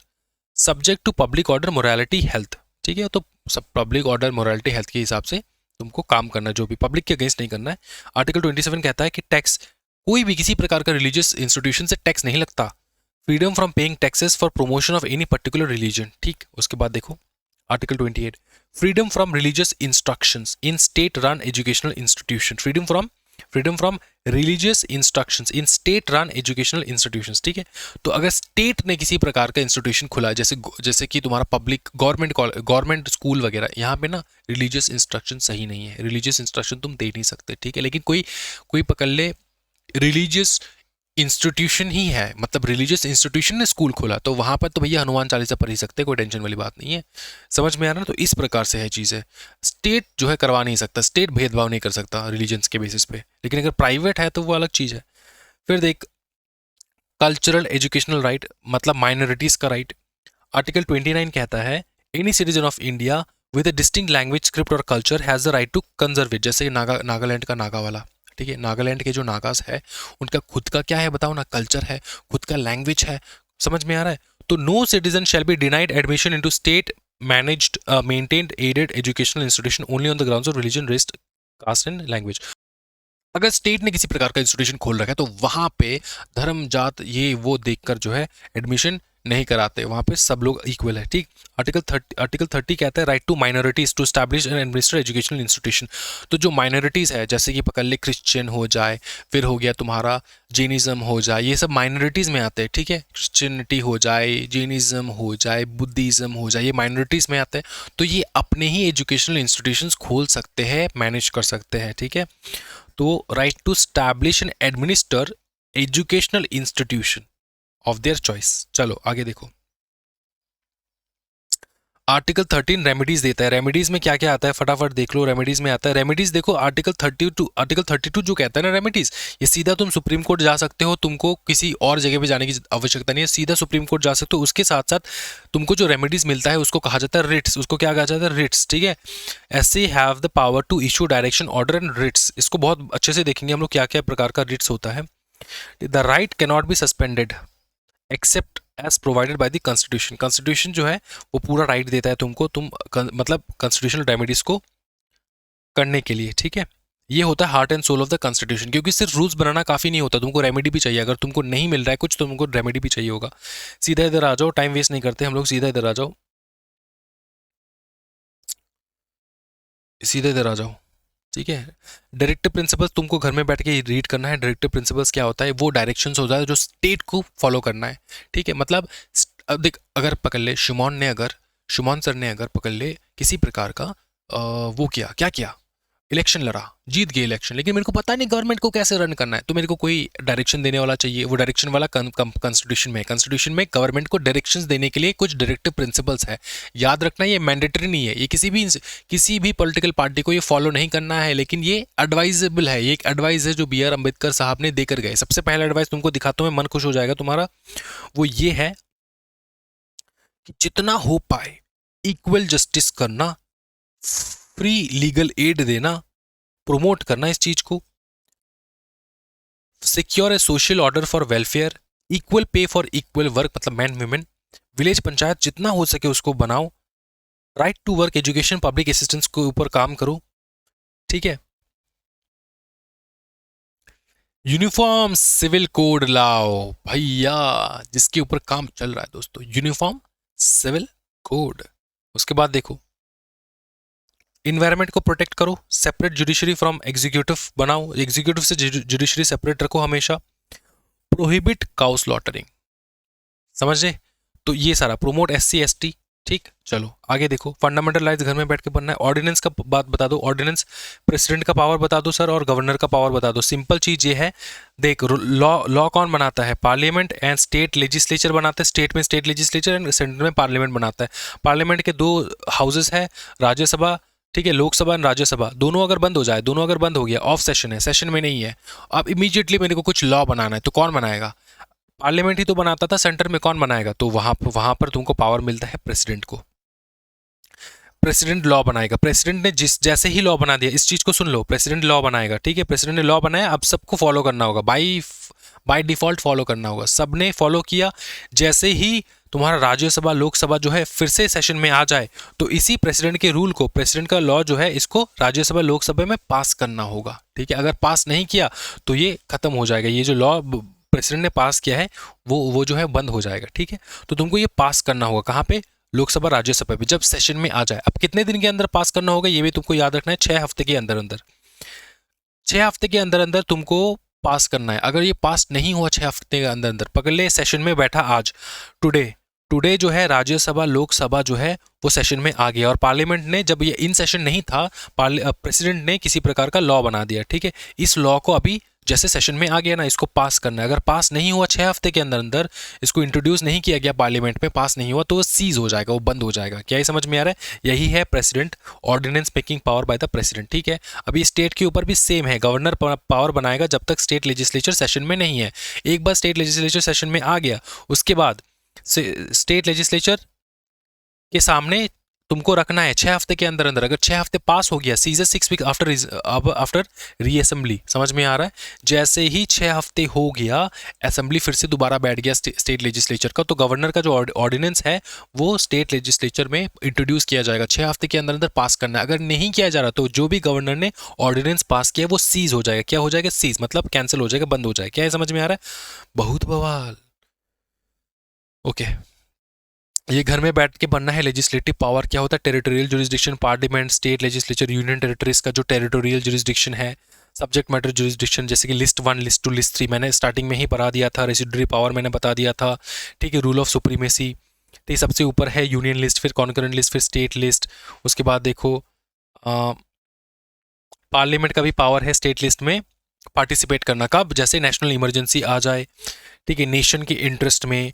2 स्टेट ने बताया है कि भैया तीसरे स्टेट में कोई गड़बड़ हो रहा है, पार्लियामेंट को दखल अंदाजी देने के लिए, तब पार्लियामेंट जो है दखल अंदाजी देने के लिए आएगा। अब देखो ये तुमको समझाता हूँ मैं अच्छे से, ठीक है, 2 मिनट लगेगा। देखो सिंपल चीज़, पहला है नेशनल इंटरेस्ट। अगर देखो स्टेट के मैटर में पार्लियामेंट नहीं घुसेगा, यूनियन जो है वो स्टेट के मैटर में नहीं घुसेगा, लेकिन पकड़ ले, अगर ममता बनर्जी को सप्रेस करना है, ममता बनर्जी ने अगर SIR जो हो रहा है उसको अगर कोई भी किसी प्रकार का खलबली अगर मचा दी उन्होंने, तो क्या आ जाएगा बताओ, सेंटर क्या करेगा, सेंटर के पास पावर आ जाएगा, वो इमरजेंसी बिठा देगा वेस्ट बंगाल में। क्या ये समझ में आ रहा है ना। तो ये होता है, नेशनल इमरजेंसी आ गया, ठीक है, नेशन का इंटरेस्ट है। 2 स्टेट ने रिक्वेस्ट किया, मतलब देखो यहाँ पे बहुत सारे स्टेट्स हैं, ठीक है। 2 स्टेट को लगा कि ये जो तीसरा स्टेट है ना, मिडिल में स्टेट है, ये सही नहीं चल रहा है, यहाँ पे कोई दिक्कत आ रहा है। तो 2 स्टेट ने रिक्वेस्ट किया सेंटर को कि सर इस स्टेट को तुम देखो, कुछ प्रॉब्लम आ रहा है इस स्टेट में। तो फिर सेंटर जो है, पार्लियामेंट जो है, इस स्टेट को देखेगा। क्या है समझ में आ रहा है ना, लॉ बनाएगा उसके अगेंस्ट। उसके बाद आता है तुम्हारा, एक होता है ड्यूरिंग प्रेसिडेंट रूल लग जाना। उसके बाद आता है to implement international treaties and agreement. पकड़ ले, कोई इंटरनेशनल ट्रीटी एग्रीमेंट करना चाहता हूँ मैं, तो भैया स्टेट हम क्या ममता बनर्जी की बात सुनेंगे? नहीं ना। इंटरनेशनल ट्रिटी है, मेरे को इंटरनेशनल लेवल पे पार्लियामेंट ही काम करेगा, वो सीधा तुम्हारा यूनियन ही काम करेगा, यहाँ पे स्टेट का कोई काम नहीं है। समझ में आ रहा है? तो अगर मेरे को पकड़ ले, अगर पकड़ ले, मेरे को बहुत लंबा चौड़ा, मेरे को बहुत लंबा चौड़ा अगर वो बनाना है, क्या फेंसिंग बनाना है, ठीक है, तो मैं क्या बताओ, फेंसिंग बनाना है मेरे को वेस्ट बंगाल के, वेस्ट बंगाल एंड बांग्लादेश के बीच में फेंसिंग बनाना है। अगर मेरे को फेंसिंग बनाना है इतना ज़्यादा, तो क्या बताओ, तो क्या मैं, किसका बारे में सोचूंगा? स्टेट के बारे में सोचूंगा? नहीं ना। उसके बाद है, अगर पकड़ ले मेरे को बांग्लादेश के साथ किसी प्रकार का ट्रीटी करना है, अग्रीमेंट करना है, क्या मैं स्टेट से पूछूंगा? क्या मैं ममता बनर्जी से पूछूंगा? नहीं, सेंटर जो है अपने आप काम करेगा, ये यूनियन है। क्या है, समझ में आ रहा है ना? सेंटर अपने आप काम करेगा। तो ये इंटरनेशनल ट्रीटीज हो गया, प्रेसिडेंट रूल हो गया। प्रेसिडेंट रूल तो तुमको पता ही है, राष्ट्रपति शासन, ठीक है। ओके, उसके बाद देखो, ये छोड़ दो इसको। जुडिशरी का स्ट्रक्चर तुमको पता है, सबसे ऊपर है सुप्रीम कोर्ट, फिर हाई कोर्ट, फिर सबऑर्डिनेट कोर्ट में आता है सिविल कोर्ट, क्रिमिनल कोर्ट। ये सारा तुमको वैसे भी एग्जामिनेशन में नहीं पूछेंगे, क्योंकि कॉन्स्टिट्यूशन के ऊपर पूछेंगे ज़्यादा से ज़्यादा। अब आता है रिट्स, फटाफट आ जाओ। हैबियस कॉर्पस का मतलब होता है to have the body. Habeas corpus का मतलब ये कब यूज होता है? जब भी पुलिस ऑफिसर्स किसी भी बॉडी को इलीगली रिटेन कर लेते हैं, इलीगली किसी भी इंसान को जेल में बंद कर देते हैं, तो कोर्ट से हमको ऑर्डर लेके आना पड़ता है। हैबियस कॉर्पस एक बहुत ही अच्छा फिल्म है, जय भीम, उसको देखो, हैबियस कॉर्पस के ऊपर ही है ये वाला चीज़, ठीक है। बहुत बढ़िया फिल्म है। टू हैव द बॉडी, किसी भी बॉडी को अगर तुम छुपा के रखे हो, बॉडी मतलब इंसान को तुम बंद करके रख दिए हो पुलिस स्टेशन में, तो क्यों बंद करके रखे हो वो तुमको बताना होता है कोर्ट में, ठीक है, वरना हैबियस कॉर्पस ऑर्डर पास हो जाता है और तुमको छोड़ना पड़ता है, ठीक है।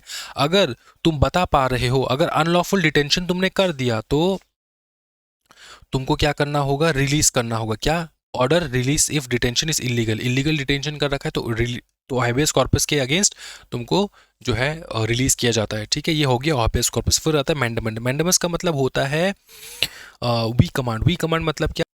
वी कमांड का मतलब होता है कोई भी किसी प्रकार का अगर public official, public body, corporation, tribunal, government जो है वो अपना काम ना करे, तो मैंडेमस के ऑर्डर से, मैंडेमस का रिट पास होके, ये अगर रिट फाइल हो गया कोर्ट में, तो कोर्ट ऑर्डर कर सकता है कि अगर ये अगर रिफ्यूज कर दे या फिर उसको जो परफॉर्म करना था फेल हो जाए, तो applicant has the legal right to perform, right to performance of the duty, मतलब not issued for discriminatory acts, private duties और प्रेसिडेंट गवर्नर। प्रेसिडेंट गवर्नर के लिए नहीं होता, लेकिन कोई भी किसी प्रकार का पब्लिक बॉडी है, कॉरपोरेशन है, ट्रिब्यूनल है, गवर्नमेंट है, परफॉर्म करेगा उसका पब्लिक ड्यूटी जो है, अगर वो नहीं कर रहा है, तो कोई भी इंसान जो है लीगल राइट है उसका, वो बोले कि भैया तुम अपना ड्यूटी परफॉर्म करो, आपको जो मैंने एप्लीकेशन भेजा था उसको, उसके ऊपर तुम काम क्यों नहीं कर रहे हो। तो ये मैंडेवस वाला रिट जो है ये पास हो सकता है via the court. Prohibition order ये होता है टू फॉरबिड। फॉरबिड मतलब पकड़ ले, किसी भी लोअर कोर्ट ने, किसी भी लोअर कोर्ट ने कोई भी किसी प्रकार का केस ले रखा है जो उसके कंट्रोल में नहीं है, पावर में नहीं है, तो हायर कोर्ट क्या करेगा? प्रोहिबिशन ऑर्डर पास करेगा और उसी लोअर कोर्ट को प्रिवेंट कर देगा, प्रोसीजर जो तुम्हारा प्रोसीडिंग है उसको रुकवा देगा, बोलेगा कि तू छोटा कोर्ट है, तेरे पास पावर नहीं, ये सारा केस तू लेके बैठा है, ठीक है। अगर पकड़ ले छोटा कोर्ट ने जो है फिर भी बड़ा केस लेकर पास कर दिया, उसको ऑर्डर पास कर दिया, तो सर्टियोररी ऑर्डर पास किया जाता है। लोअर कोर्ट और tribunal issued by the higher court to the lower court और ट्रिब्यूनल, वो क्या करता है? क्वाश कर देता है। जो भी तूने डिसीजन पास किया वो उसको हम लोग चपटा कर देंगे, क्वाश कर देंगे। क्यों कर देंगे? क्योंकि तेरे पास पावर ही नहीं थे, इतना बड़ा तूने जजमेंट दे दिया। समझ में आ रहा है? उसके बाद देखो को वारंटो मतलब बाय व्हाट अथॉरिटी। ये कब होता है? ये तब होता है, देखो को वारंटो का मतलब होता है किसी भी पब्लिक डिपार्टमेंट में कोई भी बंदा अगर बैठा है तो वो किस अथॉरिटी में बैठा है, ये पता करने का बहुत बढ़िया तुम्हारे पास अपॉर्चुनिटी होता है। तुम कोर्ट में जाके को वारंटो रिट फाइल कर दोगे किसी पर्सन के अगेंस्ट, तो उस पर्सन को आना होगा सामने, ये पब्लिक अथॉरिटी का पर्सन ही होना चाहिए, वो उसको सामने आना होगा और बोले, प्रूफ करना होगा कि वो किस अथॉरिटी पे वहाँ बैठा है, उसने एग्जामिनेशन पास किया है, वो एलिजिबल है, किस अथॉरिटी पे वो बैठा है। Issued against a person holding a public office, inquiry into the legality of their claim to that office, कि कितना लीगल है। समझ में आ रहा है? तू जो वहाँ पे बैठा है कितना लीगल है, कैसे तू बैठा है वहाँ पे, समझ में आ चुका है? ओके। उसके बाद देखो, ये बेकार है, ये हो गया। बिल्स बनाने का power, type of bills, initiator जैसे government bill, prime minister, private member bill होता है। फिर original amending, consolidating, repealing, validating bills होता है। अमेंडिंग जैसे कि अमेंडमेंट का बिल होता है, मतलब चेंज करने के लिए, या फिर ओरिजिनल एकदम बिल है, कॉन्सोलिडेटिंग है मिला के, रिपीलिंग है किसी को उखाड़ के फेंक देना, वो वाला बिल लेकर आए हो। वैलिडेटिंग बिल्स है जो वैलिडेट करता है किसी प्रीवियस लॉ को, ठीक है। तो ये सारे हैं, इसको रीड करना घर पे। Ordinary bill, money bill, bill में क्या क्या आता है, मनी बिल आता है जो फिनेंस लोकसभा में पास होता है, फिनेंस बिल, ठीक। अच्छा, कॉन्स्टिट्यूशन को अमेंड करने के लिए बिल, ऑर्डिनेंस रिप्लेसिंग बिल, तो इस चीज category A bill, category B bill, तो ये घर में बैठ के पढ़ना है इसको, इसमें कुछ है नहीं। बिल तो तेरे को पता है, बिल पास होता है पार्लियामेंट में, वहां पे जब ज्यादा वोट आया तो तभी जाके वो बिल पास होता है, वरना नहीं होगा। सिंपल चीज। लेजिस्लेटिव का प्रोसेस देखो, पहले रीडिंग होता है, पब्लिकेशन होता है, रेफरेंस टू कमेटी होता है, रेफर भी किया जाता है कमेटी को, ठीक है। अगर अगर ऑपोजिशन को लगे कि नहीं ये कोई दिक्कत वाला चीज़ है तो रेफर भी किया जाता है कमेटी को, ठीक है, एग्जामिनेशन और रिपोर्ट के लिए।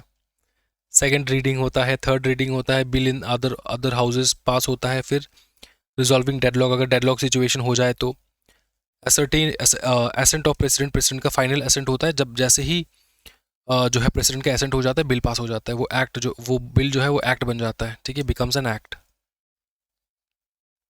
पार्लियामेंट्री कमिटीज़ क्या क्या होता है, एडहॉक कमिटीज़, एडहॉक कमिटी में स्पेशल कमिटी, स्पेशल रीजन के लिए बनाया जाता है, टास्क कंप्लीशन के लिए, कोई टास्क है कमिटी बनाओ, ठीक। एडहॉक कमिटी हम लोग ने बहुत अच्छे से देखा है, स्टैंडिंग कमिटी होता है, ठीक है। इसी के साथ ये public account committee, estimate committee, committee on public undertaking, ज़्यादा इंपॉर्टेंट नहीं है ये चीज़, ठीक है, तुम्हारे कॉन्स्टिट्यूशन के चैप्टर में। तो ये सब कुछ कर लेना है, बिल को अच्छे से एक बार घर में बैठ के रीड कर लेना है, तुम्हारा फंडामेंटल ड्यूटीज़ पर लेना है, ठीक है। बाकी जो है जितना मैंने करवाया है वही एग्जामिनेशन में आया, 1000 बार आया है और वही आएगा। आज की वीडियो में इतना ही दोस्तों, thank you so much everyone, happy learning guys, bye bye, take care, जय हिंद।